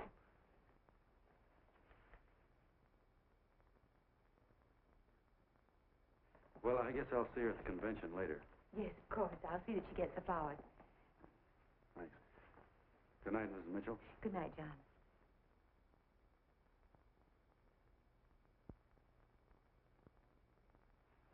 Say, Miss Mitchell, I'm kind of glad Anne isn't here. See, I came over here hoping to see her alone, and kind of hoping I wouldn't, too, you know what I mean? There was something I wanted to talk to her about. But, well, it'll wait, I guess. Good night. Good night, John. Say, look, Mrs. Mitchell, have you ever been married? Oh, I'm sure you have. Gosh, that's pretty silly. I guess you must think I'm kind of batty. Well, I guess I'd better be going at that. John, my husband said, I love you. Will you marry me? You did? What happened? I married him. Yeah, that's what I mean, see? It was easy as all that, huh? Yeah, but look, Mrs. Mitchell. You know, I love Ann, and it's going to be awfully hard for me to say it. Because, well, you know, she's so wonderful. And, well, the best I ever was a Bush League pitcher. And, you know, I think she's in love with another man. The one she made up. You know, the real John Doe. Well, that's pretty tough competition. I bet you he'd know how to say it all right. With me, I get up to it and around it and in back of it, but I never get right to it. You know what I mean? So the only chance I've got is, well, if somebody could kind of give her a warning, sort of prepare her for the shock. You mean you'd like me to do it? Hmm? Well, I was thinking that, yeah, you know, sort of break the ice. Of course I will, John. Well, thank you, Mrs. Mitchell. Hey, you're okay.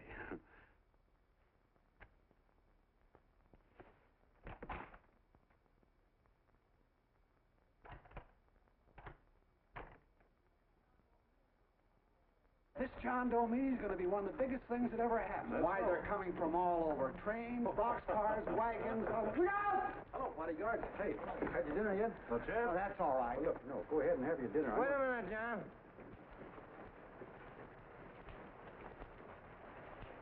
Hello, Mr. Connell. All right, John.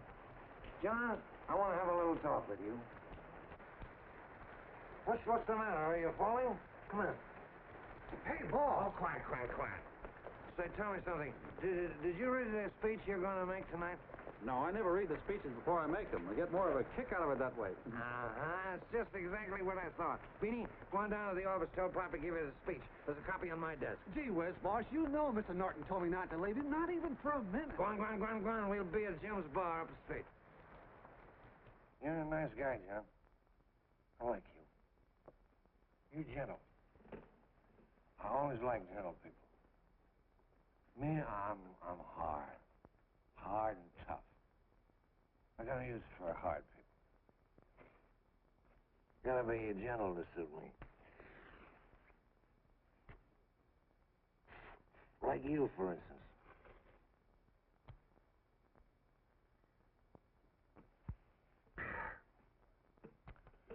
Yep, I'm hard.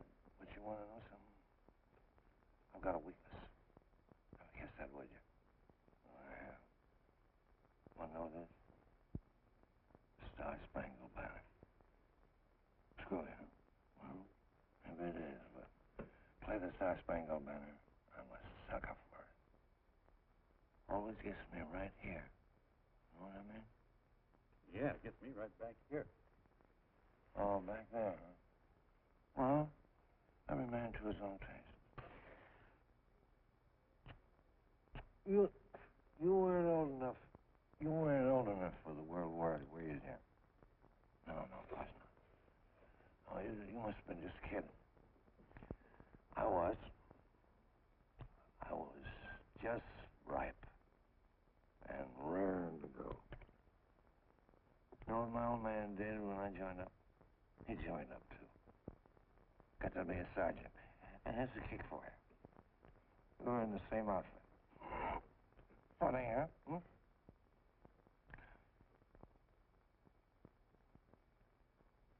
He was killed, John. I saw him get it. I was right there, and I saw it with my own eyes.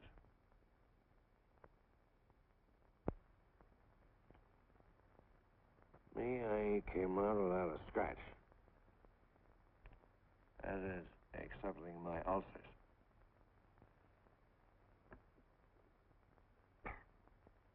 I should be drinking milk, you know. This stuff is poison. Hey, Tubby. Yes, Mr. Connell? What do you say, huh? All right. Yep, I'm a sucker for this country. I'm a sucker for the Star-Spangled Banner, and I'm a sucker for this country. I like what we got here. I like it. A guy can say what he wants and do what he wants without having a bandage shoved through his belly. And that's all right. You betcha. Man, we don't want anybody coming around changing it, do we? No, sir. When they do, I get mad. I get boiling mad. Right now, John, I'm sizzling. I get mad for a lot of other guys besides myself. I get mad for a guy named Washington, and a guy named Jefferson, and Lincoln. Lighthouses, John. Lighthouses in a foggy world. You know what I mean? Yeah, you bet. Listen, pal. This fifth column stuff is pretty rotten, isn't it? Yeah, it certainly is. And you'd feel like an awful sucker if you found yourself marching right in the middle of it, wouldn't you? You. Of course, you wouldn't know it because you're gentle. But that's what you're doing. You're mixed up with a skunk, my boy. A no-good, dangerous skunk. So you're not talking about Mr. Norton, are you? I'm not talking about his grandfather's pet poodle. You must be wrong, Mr. Cannell. 'Cause he's been marvelous about the John Doe clubs. Yeah? Say, you're as sold on this John Doe idea, aren't you?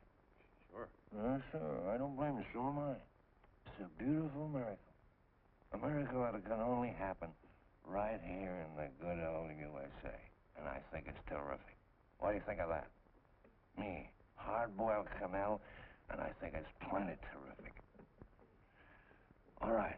Now, supposing a certain unmentionable worm whose initials are DB was trying to use that to shove his way into the White House so he could put the screws on, so he could turn out the lights in those lighthouses. What would you say about that, huh? Nobody's going to do that, Mr. Cannell. They can't use the John Doe clubs for politics. That's the main idea. Is that so? Then what's a big political boss like Hammett doing in town? And a labor leader like Bennett? And a lot of other big shots are up at DB's house right now. Wolves, John. Wolves. Waiting to cut up the John Does. Wait till you get a gander at the speech you're going to make tonight. You're all wet. Miss Mitchell writes those speeches. Nobody can make her write that kind of stuff. They can't, huh? Who do you think writes them? My Aunt Emma? I know she writes them. And gets a big bonus for doing them, too. A mink coat and a diamond bracelet. Don't write them. Why, that gold-grabbing dame would double-cross her own mother for a handful of Chinese yams. Shut up. If you weren't drunk, I'd... Hey, boss. Here's the speech, boss. Hey. Go on and read it, John, and then start sucking. Hey, wait a minute, Mr. Doe. Tubby? Yes, sir. Better bring me a glass of milk. I'm smoking too much. Yes, Charlie? Got everything all set? Fine. John Doe been taken care of? Good. How many people do you think will be there? 15,000? Oh, my, that's fine. Now, listen, Charlie. As soon as John Doe stops talking about me, I want you to start that demonstration. And make it a big one, you understand? Don't worry about that, DB. My boys are there. They'll take care of it. What? Yes, I'll be there 15 minutes after I get your call. Why, Mr. Doe. Where are they? In the dining room.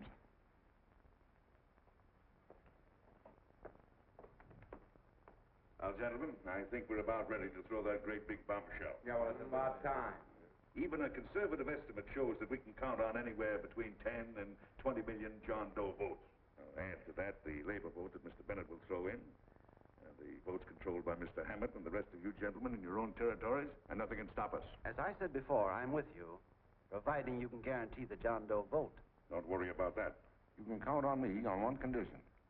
Little Bennett's got to be taken care of. Didn't I tell you that everybody in this room would be taken care of? My agreement with you gentlemen stands.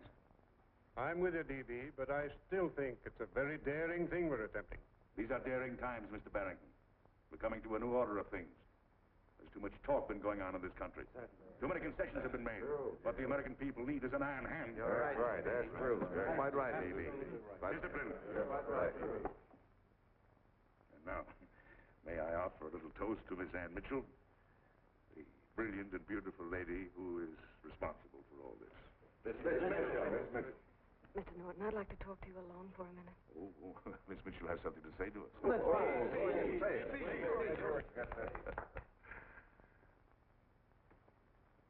Hello.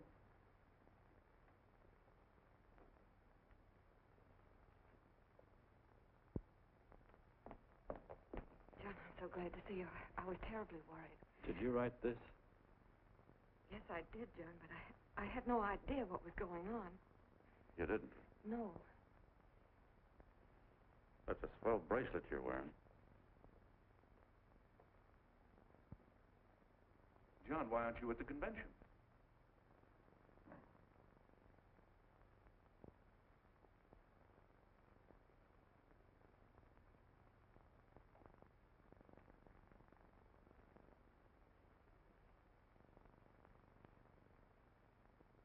Is there anything wrong?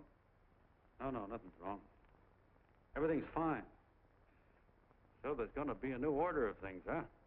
Everybody's going to cut himself a nice fat slice of the John Does, eh? You forgot one detail, Mr. Big Shot. You forgot me, the prize stooge of the world. Why, if you or anybody else thinks he's going to use the John Doe clubs for his own rotten purpose, he's going to have to do it over my dead body. Oh, hold on a minute, young man. Hold on. That's rather big talk. I started the John Doe clubs with my money. And I'll decide whether or not they're being properly used. No, you won't. You're through deciding anything. And what's more, I'm going down to that convention, and I'm going to tell those people exactly what you and all your fine-feathered friends here are trying to cook up for them. And I'm going to say it in my own words this time. Stop it, baby. You ruined us, TV. Wait a minute, fella. My uncle wants to talk to you. Listen to me, my son. Before you lose your head completely, may I remind you that I picked you up out of the gutter and I can throw you right back there again? You've got a nerve accusing people of things. These gentlemen and I know what's best for the John Does of America, regardless of what tramps like you think. Get off that righteous horse of yours and come to your senses. You're the fake. We believe in what we're doing.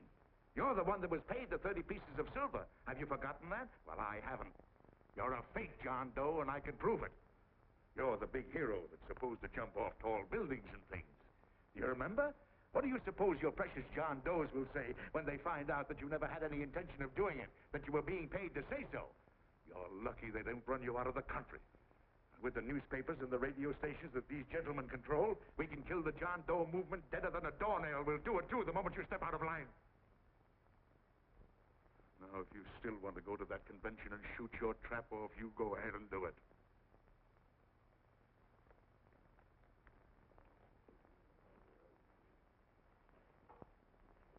You mean to tell me you try to kill the John Doe movement if you can't use it to get what you want? You bet your bottom dollar we would.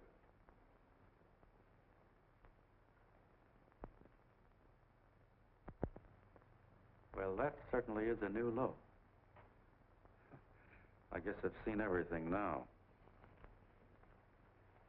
You sit there back of your big cigars and think of deliberately killing an idea that's made millions of people a little bit happier.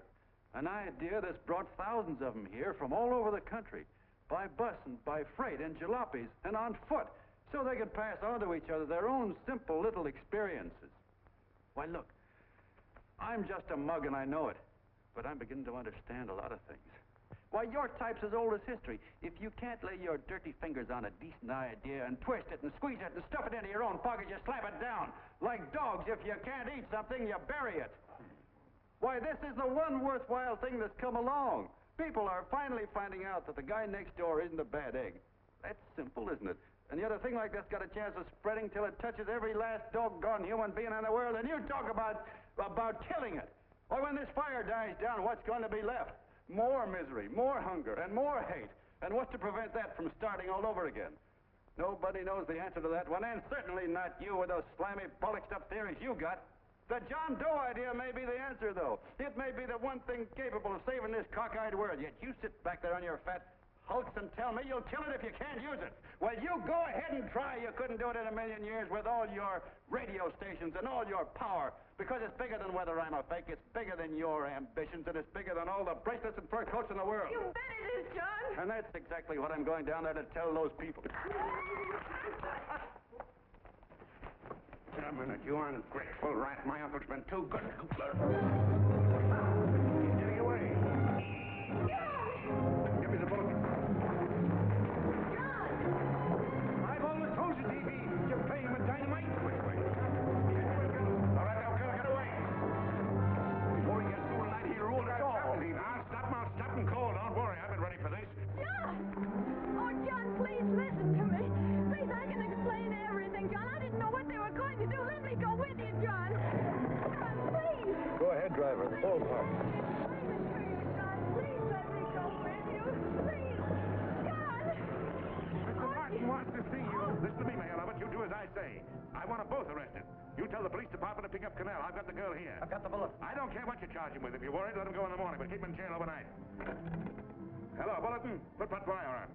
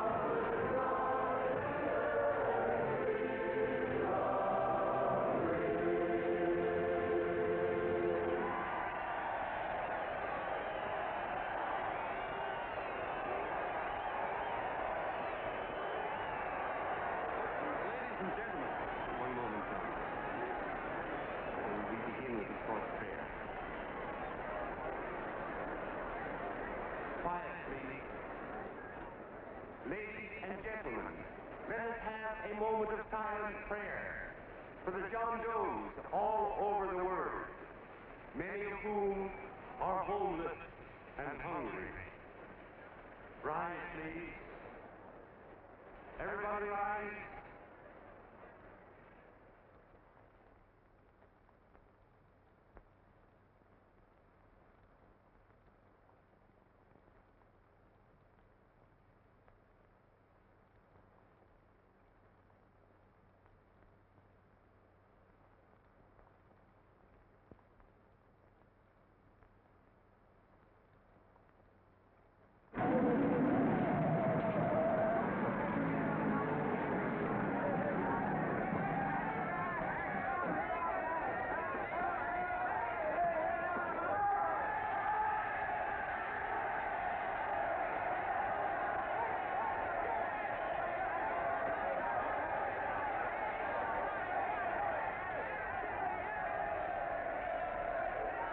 Newsboys.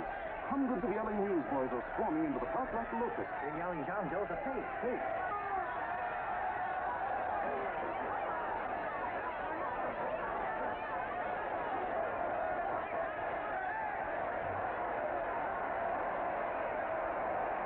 Federal investigation urged by Chamber of Commerce. How could he be a fake? It must be some kind of a gag. Oh, what? A gag. A gag.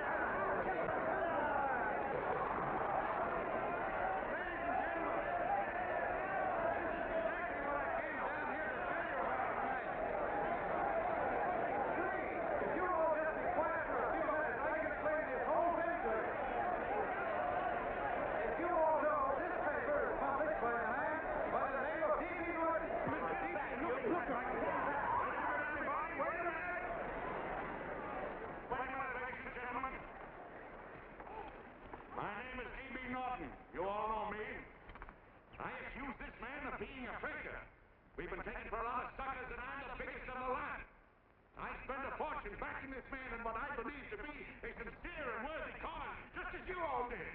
And now I find out it's nothing but a cheap racket cooked up by him and two of my employees for the sole purpose of collecting dues from John Does all over the country. That's a lie. Not a lie. Nickels and dimes to stuff into their own pockets. You can read all about it in the newspapers there. That's a lie. Listen, This man had no intention of jumping off the top of a building. He was paid to say so. Do you deny that? That's got nothing to do with it. Were you paid for it, or weren't you? Yes, I was paid, but there And what about the suicide note? You didn't write that either. What difference Did you write it or didn't you? No, I didn't write it. Now, you bet your life you didn't. You look in your papers, ladies and gentlemen, and you'll find this Mitchell's fine confession that she was the one who wrote it. Listen, folks, it's a fact that I didn't write the letter. There you see, he admits that you're a fake John Doe. For what you have done to all these good people, they ought to run you out of the country. And I hope they do it.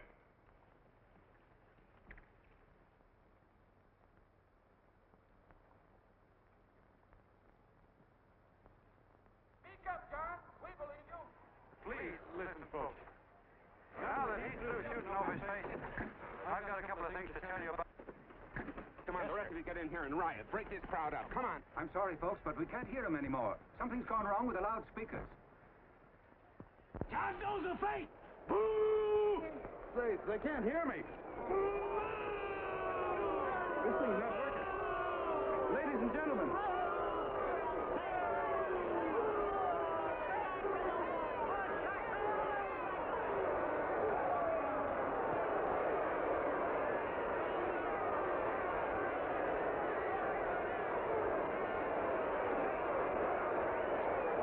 This thing's bigger than whether I'm a fake. Look, Frank, you believe me, don't you? Sure. I believe you. Walking my legs off, digging up 5,000 signatures for a phony. Well, there you are, Mr. Doe. 5,000 names asking you not to jump off any roof. It makes no difference, Bert. The idea's still good. We don't have to give up our club. Yeah, well, you can have it. They're starting to throw things. Somebody's going to get hurt. I'm afraid it'll be John Doe. Listen to that mob. I'm gonna go now. All right, lady. Hey, let go. Let me go. I want to go now. Oh, please. Please let me go. They're crucifying him. I can help him. Sorry, sister, we got orders to hold. Oh, it's removed. Can't you see it's a framer? And oh, why do they won't let me go? They won't let me go. Listen, folks. You gotta listen to me, everybody. That's 'cause I'm younger, you hobo. Just another racket. Stick to your club. We've been fed baloney so long, we're getting used to it.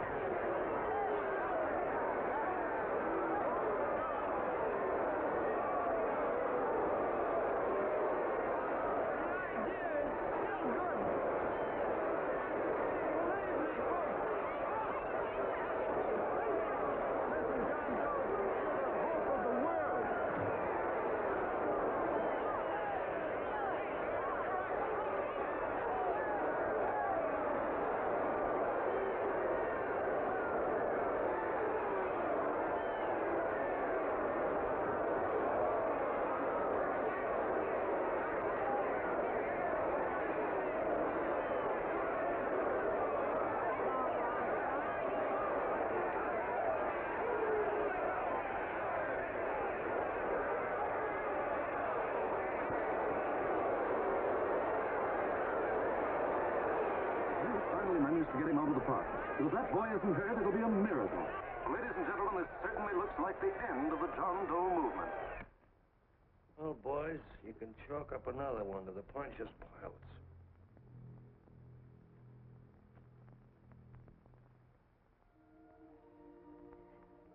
I should have been there. I could have helped him. He was so all alone.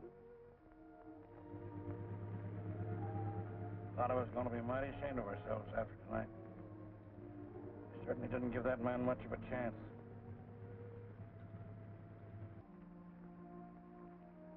Have some more coffee, Long John?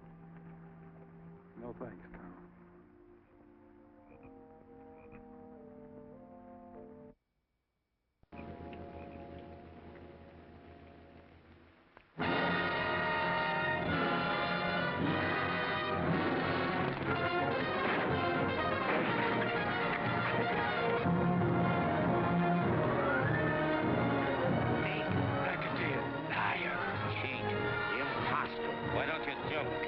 Eve at midnight. Goodbye, Mr. Doe. You're a wonderful man. And God bless you, my boy. I'll get in there and catch you. You're a fake John Doe, and I can prove it. You're the big hero who's supposed to jump off tall buildings and things. You remember? What do you suppose your precious John Does will say when they find out that you never had any intention of doing it, that you were being paid to say so? Christmas Eve at midnight.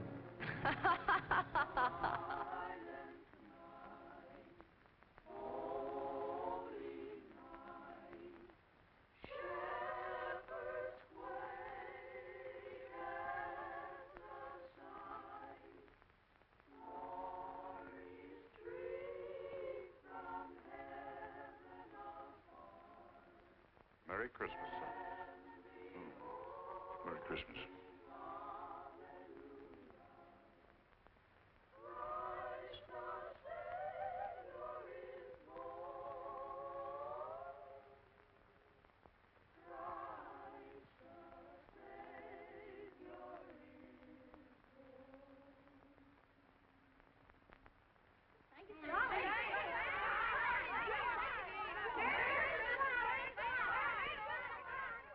Who?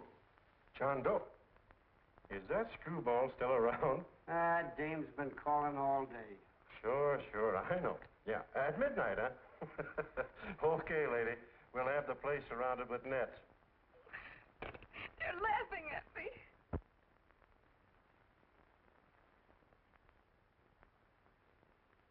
You're a sick girl, Ann. You better take it easy. Whom are you calling now? You called that number not 10 minutes ago. Hello, Mr. Canal. Have you seen him yet? Now listen, Ann, he can't possibly get in without our seeing him. I'm watching the side door and the colonel's out front, so stop worrying. Oh. Thank you.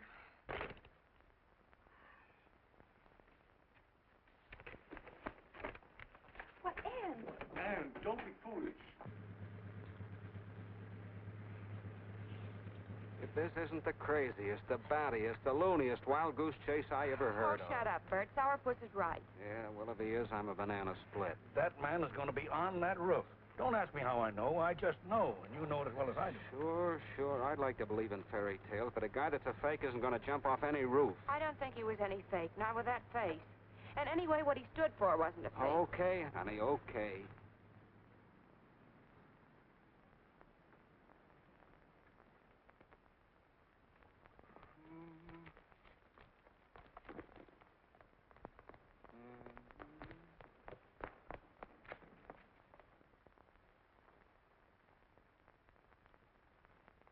Elevators ain't running.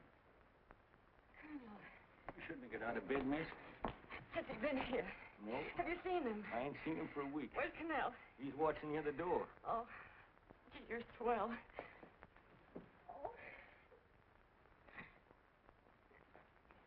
No sense in going up there. I've been here for hours. He ain't here. Let me go, will you? Now that's crazy. It's 14 floors.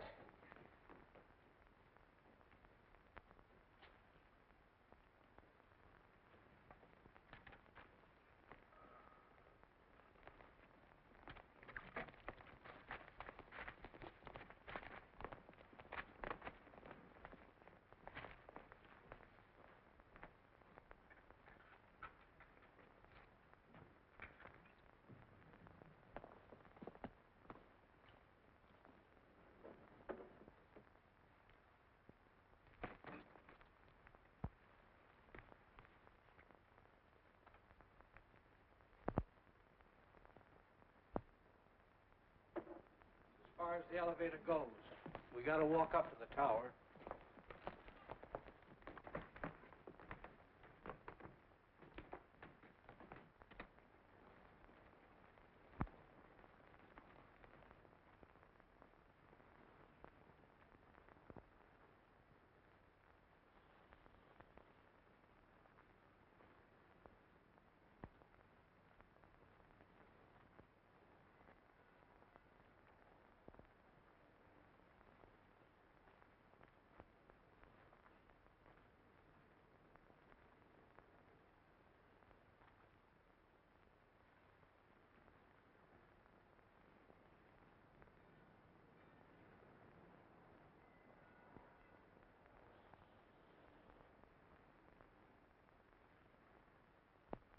That tramp was probably full of Christmas cheer and asleep in some flop house. Let's go. I've got to decorate my tree.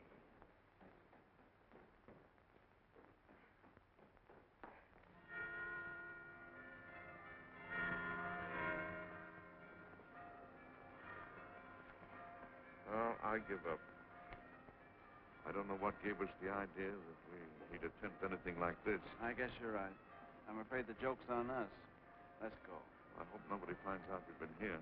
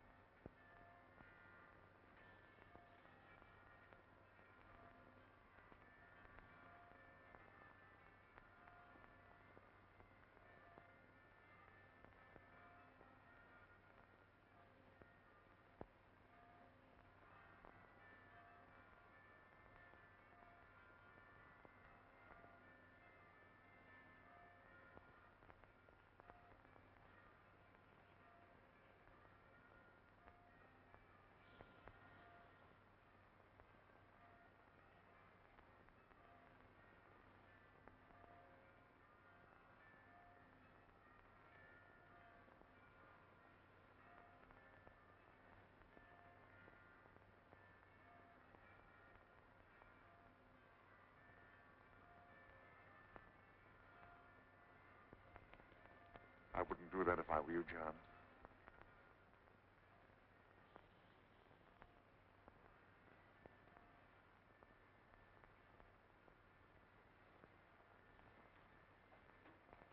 It'll do you no good. The mayor has policemen downstairs with instructions to remove all marks of identification you may have on your person. You will be buried in Potter's Field, and you will have accomplished nothing.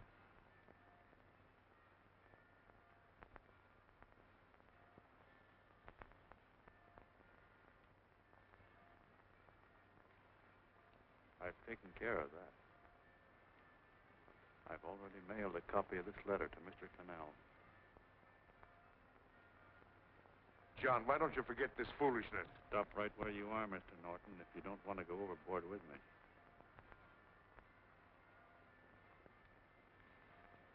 I'm glad you gentlemen are here. You killed the John Doe movement, all right. But you're going to see it born all over again.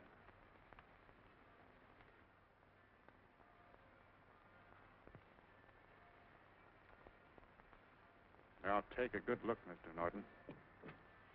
John! John! Oh, John, no, I won't let you. I love you, darling. Oh, please. Please don't give up. We'll start all over again. Just you and I. It isn't too late. The John Doe movement isn't dead yet. You see, John, it isn't dead or they wouldn't be here.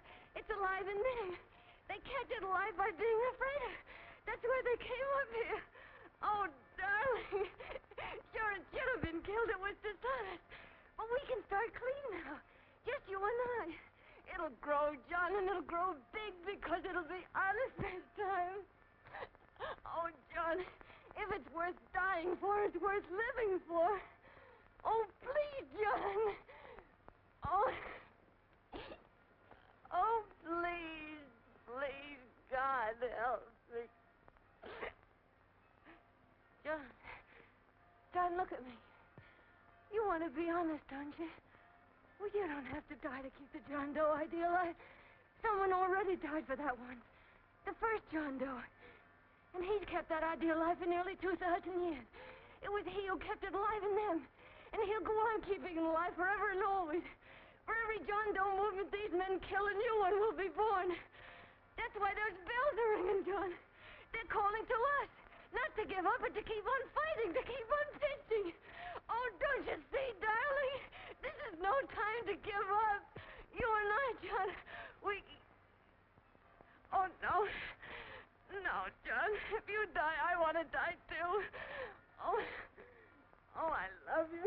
Oh, God.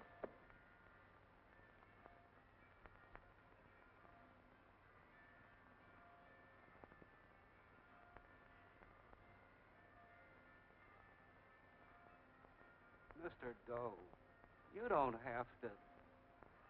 We're with you, Mr. Doe. We just lost our heads and acted like a mob. What Bert's trying to say is that we need you, Mr. Doe. There were a lot of us that didn't believe what that man said.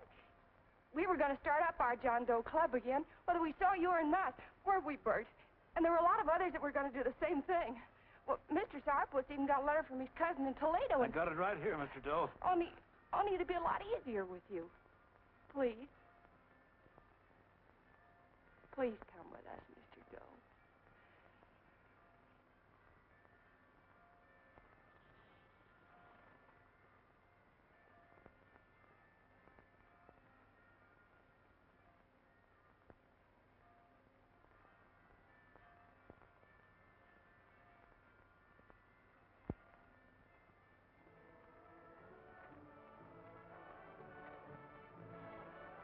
Long John.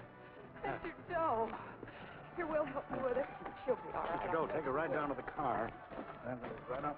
Look, we got a car right down. Leon Norton, the people. Try and lick that.